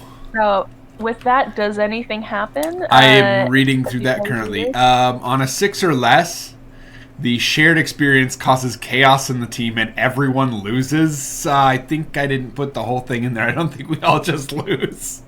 But I'm going to guess we all lose a PowerPoint. Because it's supposed to give PowerPoints. So my bet is that we all lose a PowerPoint. But let me double check real quick. Is this a tactician move? Yes. Wait, what are you trying to do? Because maybe we can help or support you? Everyone loses. You would have to support me for multiple points. I mean, so technically you do have 2 points to the next roll. So that would bring it up to 6. I guess, yeah, if I do use my PowerPoint. Well, no, because technically 2 people gave you the support. So you have +2 to this roll. I thought we didn't have the +1 from earlier. No, that's a different one. You had 2 plus. So, yeah, because Weaver supported you, and I believe Secret. It was Kiss Secret Kiss's move. Yeah, that like whoever attacks the. Oh, okay. Wait. Okay, so then let me redo my math because I'm currently at a 6 then with those 2. So if anyone else does have a boosting move, feel free to use it now. Let me see. The most I have is soothing voice. I don't think that's going to work in this situation. No, it does seem like 1 step. I will do my 1 step ahead again. It is a boosting move, and use my telepathy to sort of reach out, trying to see and seeing my former friend struggle. I was like, I'm gonna be forgiving this time and just try to see if I can help, and I'm gonna roll my mental thing to just at least get you because you're. Yeah, because since your emotion is sadness, I as a DM bless upon you a +1 as well. Because your emotion is sadness. You're sad that this friend is no longer on the same level that you once were, and you want to boost them, you want to support them, you see them struggling. They are within their fear, as they typically are, but you are wanting to boost them up despite the sadness that you feel. All right. So based on my mental, it is my roll is exactly 12, and therefore you have another +1 for you. I'm trying to figure. You are 7 instead of a 6. Yes. Now I have to make a rough choice. It's fine. So Weaver, I'm sorry. The goal of this was to take a PowerPoint, be able to give somebody PowerPoints. But on a 7 to 9, I can just move them around. Are you taking my power point? That was what I was thinking about doing. You're the only one with a PowerPoint, so either I do nothing with this or I move your PowerPoint. Are you okay with that? Let me check in first. That's fine. Okay. Wait, I have a PowerPoint as well. If you need to take it from me, I don't really know if I have anything that uses a PowerPoint. I don't think I do. So you can use PowerPoints to get, is it advantage on the rolls? You can spend get, 1 to gain a +1. You can get advantage on your next roll, where you roll 3d6 and then drop the lowest. You can do a team attack. Or, on a 12 plus, the villain and all grunts are defeated. So it will instantly end the battle. Oh, wow. So I'm looking to collect PowerPoints in someone's favor here. And I think right now we're taking the tact of emotionally attacking this thing more than anything. And I think that Maggie believes in... oh my god, I just blanked. Blackwell, your character's name. I just blanked on it. Lightspeed. Lightspeed. Okay. I think Maggie believes in Lightspeed, and is going to put all their eggs in one basket here by giving you this PowerPoint. And is the PowerPoint from Weaver? I believe so. Yes. Okay. It transfers. And saying, I think it's soft, but it carries, right? It's. Mm-hmm. You know how to reach out to people. Do it. And it's tinged with a touch of the sadness from Secret Kiss. Just in their voice. Yeah. All right, and that will bring us back to the top with the Mistress of Sludge. She has a spear in her shoulder, a waver in her eyes and her spirit, and she is going to boost her resolve on herself, and she is going to take the spear out and push you away, Secret Kiss, as she summons a sludge ball, and will kind of roll it down this pile that she has. So with this, if you are on the ground and as you land, you kind of land in it, this sludge attack will kind of immobilize again. So this will pin you down. You would need to do something you won't be able to move. It's very sticky. It's like when your shoe gets stuck in mud and it like suction cups in a way. It's like that. That's how it feels. So it's very difficult to get out of, especially because I assume all of y'all are in like power boots and stuff. So it's difficult to get out of. And that will be her turn. And then we go back to Weaver. All right. So I'm still farther back than everyone else, if I remember correctly. Or at least not quite as close. Yeah, you're kind of next to middle manager in a way. Like you guys are kind of side by side. I think I'm just gonna go with the standard clash roll and do another ranged attack. All right. Awesome. That is a 10. Nice. So I can choose one extra effect. Yeah. So has she already dropped the slime ball? Yeah, so the slime ball is in full effect, but with your hex it is long range, so. No, I was just wondering if I could force her to drop it on herself, but unfortunately not this time. Alright, we'll just go with the extra harm then. Alright.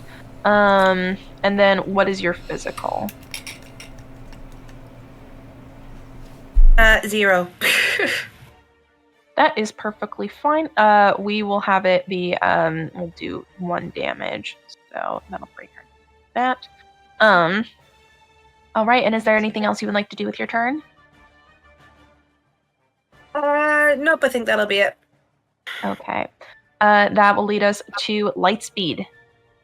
Where are you Okay. Am I still in the air? Have I been brought down by the slime ball?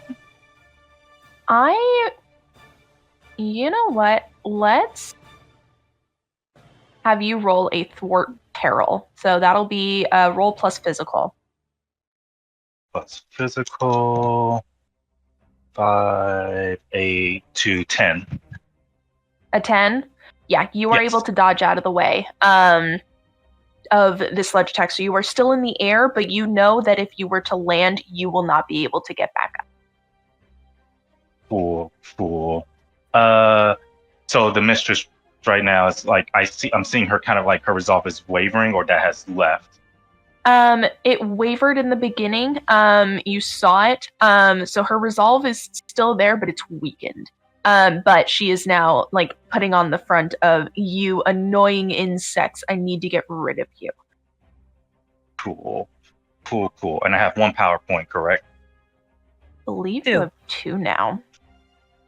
Oh, I have 2? Mm-hmm. Yeah, you Yeah. have weavers. They were moved to you, so you now have 2 power pools. Yep. Points. Oh, that's even better. So, in my brain, I'm about to do like a level 2 special move. So, burning through 2 power points. Once again, flying high up in the air, but this time a swirl of feathers start coalescing around me as I propel myself down and spiraling towards the mistress in a cone of feathers, slamming right into their chests. Okay. All right. Let's see. We'll have you do a roll plus physical on this. Almost like a clash, but how would you like to spend your so we'll have that be a clash, so we'll do that, and then with your power pull points you can apply them if you would like. Let me see. I'm trying to also find all my information because I'm also doing this mobile. Oh, you're good. What is it that you need? I got your sheet up. The power points, like how can I distribute them right now? Yeah, so with the power pool, your points, so you can spend 1 to gain +1 on a roll.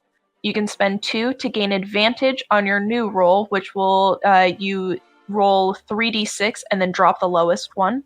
You can do a team attack to spend points equal to the number of heroes, +1 additional, and then spend the +2 to gain advantage on the roll or plus emotional. On a 12+, the villain and all grunts are defeated. On a 10+, only the villain is defeated. A 7 to 9 wasn't enough, but the villain is now below half health. And a 6 or less, all heroes take 2 damage and gain 1 power point. Cool. So I'm going to pump through 2 to give myself essentially advantage on the roll to roll 3d6s. Okay. And this is physical. Let's see. That's You roll 3, 3d6 4, and then drop the lowest. That's 3 plus 4 plus 2. 3 plus 4 plus 2, 6, 9. Yeah, that's 9. So with this, you do this attack and it brings her below half health. I'm assuming your physical is +2. Yes. Okay, perfect. So you do that. And I'm going to say with this, it does do 1 extra harm. Even though it wasn't a +10 because you use power points, I'm gonna rule it that way. So she is now at below half. And you kind of knock her back a bit. So now she's unsteady, even though her tentacles are, gripped around, they're kind of moving around. You see that they kind of like stiffen, and she is a bit off kilter now. Can I say something towards her? Absolutely. I drew the mask of almost like a booming voice comes out saying, "I advise you to surrender and leave. We do not wish to slay you, but we will do what we need to do to protect our planet." Ooh, okay. Let's do convince someone roll. So you will roll plus emotional. Let's see. Emotional, that's 0. What's that? That's 5, 3. That's a 8. There we go. Brain work 8. Okay. Can this be a teamwork action? So you still have my +1. It's a new scene, and I did it for everybody, and I rolled. So everybody has a +1. So yeah, we're gonna pump that +1 to make it a 9. Okay. And you know what, Tony? I will allow that. I'll have it be a teamwork roll. So, all of you will roll plus emotional for this. Okay. Emotional's my good one. I keep my initial emotional roll, correct? Yes, yeah. So you'll keep that. So you rolled was it a 9 or a 10? 9. Well, it was an 8 plus 1, so it's a 9 now. Okay. Okay. So, It's Rolled a 8 10. for me. so 9, 10, 8? 8. 8. Okay. All right, Tony, what is it? So I swapped out dice. Was it better? Sort of. I got myself a 7, which Okay. is nice. Okay, so I am using well-executed machine here. Okay. When you use the "we can do this together" action, you upgrade that hero's result to be the next level instead of giving a +1. Okay. So I'll take whatever negatives come out of this, but the +1 All right. is going to be an upgrade. So we will do that. So I will say with this, you guys all kind of bolstering her and saying, you don't need to do this. This isn't the right way. You know, there doesn't need to be violence or anything of like After that. I You can, spear through you, there's no violence needed anymore. yeah, like, and it's just like you are outnumbered. Like that, you cannot win this fight. You guys say all of that, and you see, like, she is very hurt. She is, you know, off kilter, and so she will say, "Promise me something. Do me this one thing, and I will leave you alone." Lightspeed nods. Well, it depends what it is. What is it that what we're gonna do? She says, "I want to build a colony for me and my people. Whoever can get here. We will have a small colony out in the middle of the ocean where no one needs to be. We can build a bubble. I want somewhere, a new place for my people to live and be at peace. Will you help me achieve that?" As long as it does not cause any harm to other people and other, I think that's something that we can do. Don't you agree? And then, looks at everybody. And Weaver nods. So one of the things about doing this is I'm in danger apparently. So I think you are seeing Maggie get sucked into the goop at this moment. She like slips, and now it's like hands and like on her. Like quick falling in quicksand level, I think. Okay. Oh, yeah. Yeah. Okay.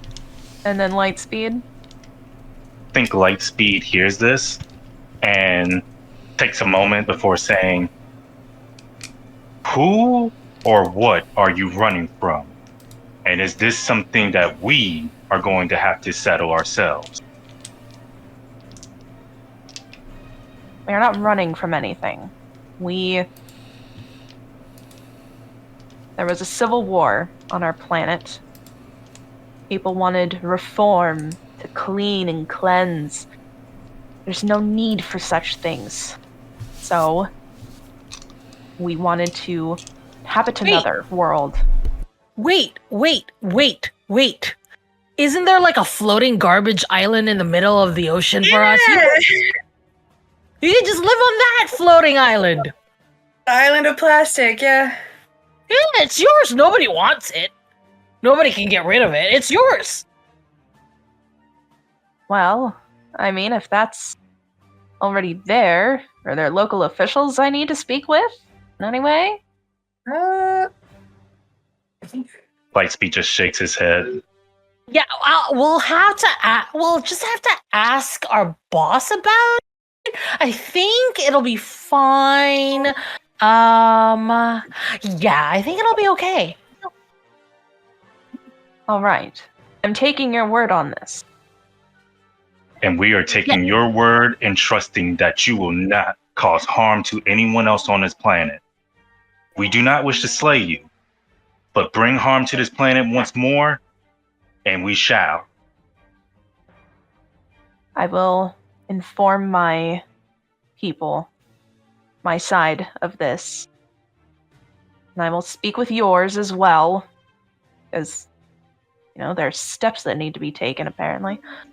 And I promise that no harm will come to your people, as long as no harm comes upon us.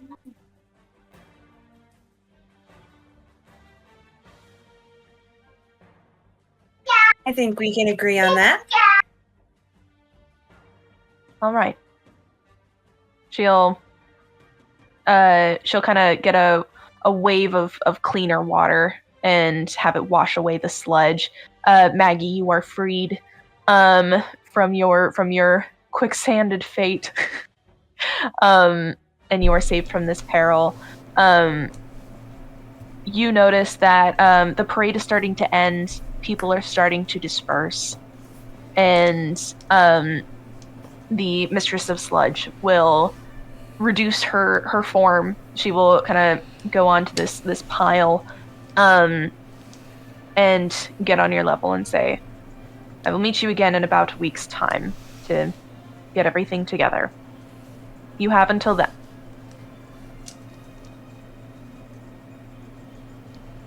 And she'll retreat. That was fun. And then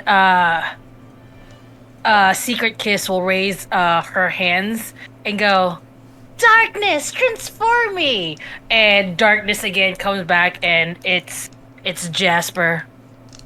Just sort of hunch over and it's like, well, I guess we can go home now, right? And Weaver's also gonna, like, the threads are gonna retreat back into the shears and be like, you should probably go tell the boss before we do anything else. I think the boss may have figured it out, based on us not all, based on, like, pollution not breaking everything. Do y'all want to go, like, get some food or a drink somewhere? Like, no? Oh, okay. All right. Karma. I think Lightspeed is coming down. Like, he's coming down from the air, and as he starts to land and walk forward towards everyone, the armor disperses off of him as feathers falling across on the ground before being swept away. And he puts back on his headphones, takes out his phone, scrolling through it. He looks at he looks at middle manager now back in their human form, and it's just like, you want ramen? Ramen sounds good. Before going back to his phone and looking for ramen restaurants around. Ramen is great. I think that'd be a good idea. And then Jasper turns to Maggie and says, hey, we all make mistakes. It's okay. Yeah, I should have let you lead instead of like trying to do too much. I'm sure it'll be okay. Ramen sounds Now I good, sound though. just like the donkey from Winnie the Pooh. Eeyore. Eeyore. I love But I think Lightspeed puts his hand on Maggie's shoulder and says, "Food helps reset everyone, helps us refocus." yeah. And with that, you guys find together. You find a wonderful sit-down ramen place. You're able to eat to your heart's content. It's a buffet. You guys are awesome. One last And I have thing. a special discount. Yes. As we head there, all of your phones light up with a calendar invite for the dinner that you're headed to because Maggie could not help herself. That's just had to add that little thing. I love it. All right, and with that reservation done, you guys eat, and then you guys figure out the details that you will tell Trina later on back in the office on Monday because she will not tolerate this on the weekend. But that is it for this session of Glitterhearts. Thank you so much for being my players. You guys were amazing. I loved this. And this was really exciting. So thank you. I'm not gonna lie, I'm sad this is a one shot. I Well, mean, who knows what will happen in the future? I'll say, get in the group chat and see if you can convince Bright to make it a long running thing. All right. Maybe. We'll see. It was fun. Like, I got to live my best, like, super magical boy dream. I got to ham it up with a goth boy. It's great. I'm still getting used to the numbers on the dice, though, because I'm like, why are we so happy that it's a 10? Right. It's very interesting to be sure. All right. But that's the end. Tony, do you want to head us out? Yeah, this has been the One Shot Wonderarium. We're so glad y'all are here. And before we head out, I do want to give everyone a chance to pitch any projects they're working on or let folks know where they can find you if they're like, oh, hey, these people are so cool. I got to go follow them and see if I can make them my friends, right? Or support them in the work that they're doing. So let's start with Glaiza. Where can folks find you? And just a reminder of who you are. Hey, I am Glaiza. My pronouns are they, he, or she if you're nasty. You can find me everywhere on the internet by looking for @ClassicalGlaiza. That's Twitch, TikTok, Blue Sky, whatever is your choice of poison except for Threads, because I will never join Threads because Threads is connected to Facebook, and my parents do not need to know about my shenanigans online. So I will not be on those. If you find a Classical Glaiza on those, that's a fake person. Anyway, Classical Glaiza everywhere else. I am the longest. I am the guide of the longest Monster Care Squad AP actual play, so join us where it's usually on Thursdays. We don't have a strict schedule, but you know, if you have a free Thursday and you see Classical Glaiza live on Twitch, that's probably what we're playing.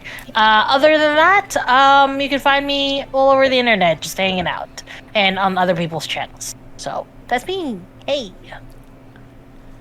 Awesome. Let's move to your right, Margaret.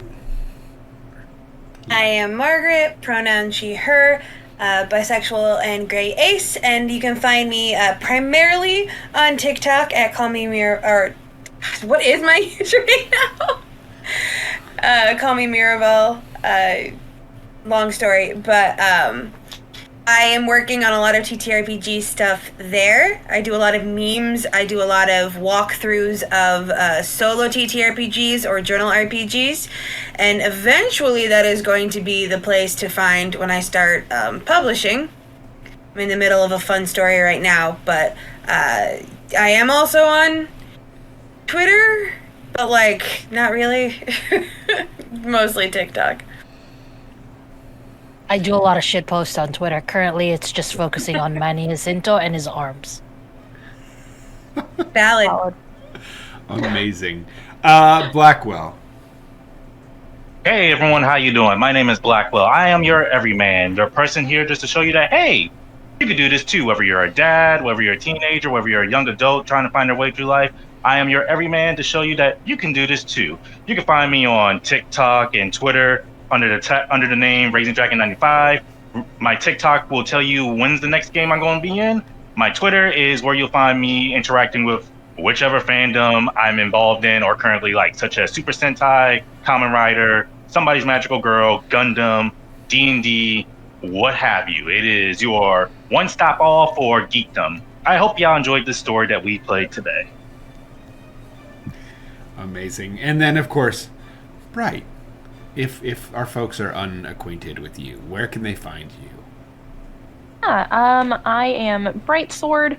You can only find me here on Roll for Respawn. I use she, they pronouns. I am a proud bisexual, bi-romantic, demisexual persons. And you can find me here on Roll for Respawn. I am here on Wednesdays when we do our Wednesday night revivals that we're working on. I'm going to be GMing our game after Rev's Vampire the Masquerade sessions are done. That'll be exciting. And you can also find me again here on Thirsty Gate Thursday, where we're playing Baldur's Gate 3 in the most queer way possible. And then occasionally here on the Wonderarium, either as a guest or as a GM like today. Heck yeah. And I, of course, am Tony. You can find me mostly on TikTok, but a little on Twitter, and I think I downloaded Blue Sky sometime during this call. So we'll see about that. Hopefully, you'll be able to find me all three places at TonyWillEdit. 2 of those are for sure. 1 of those we'll find out together. Outside of that, you can find me Wednesday night here on this channel as part of the Wednesday Night Revival crew. And then also, I'm pretty much in almost every episode of the One Shot Wonderarium. Surprise, surprise. Our next episode is going to be Yeepaw High Raccoon. That is a Wild West animal game that uses poker as a resolution mechanic. So I'm very, very excited to give that a try. And it's going to be a lot of fun. Got an amazing cast showing up for that as well. I don't know how they're going to beat what y'all did today, but we'll check it out, right? With that being said, thank you all for being here. It means a lot. We love y'all, and see you next time. Bye-bye. Catch y'all later.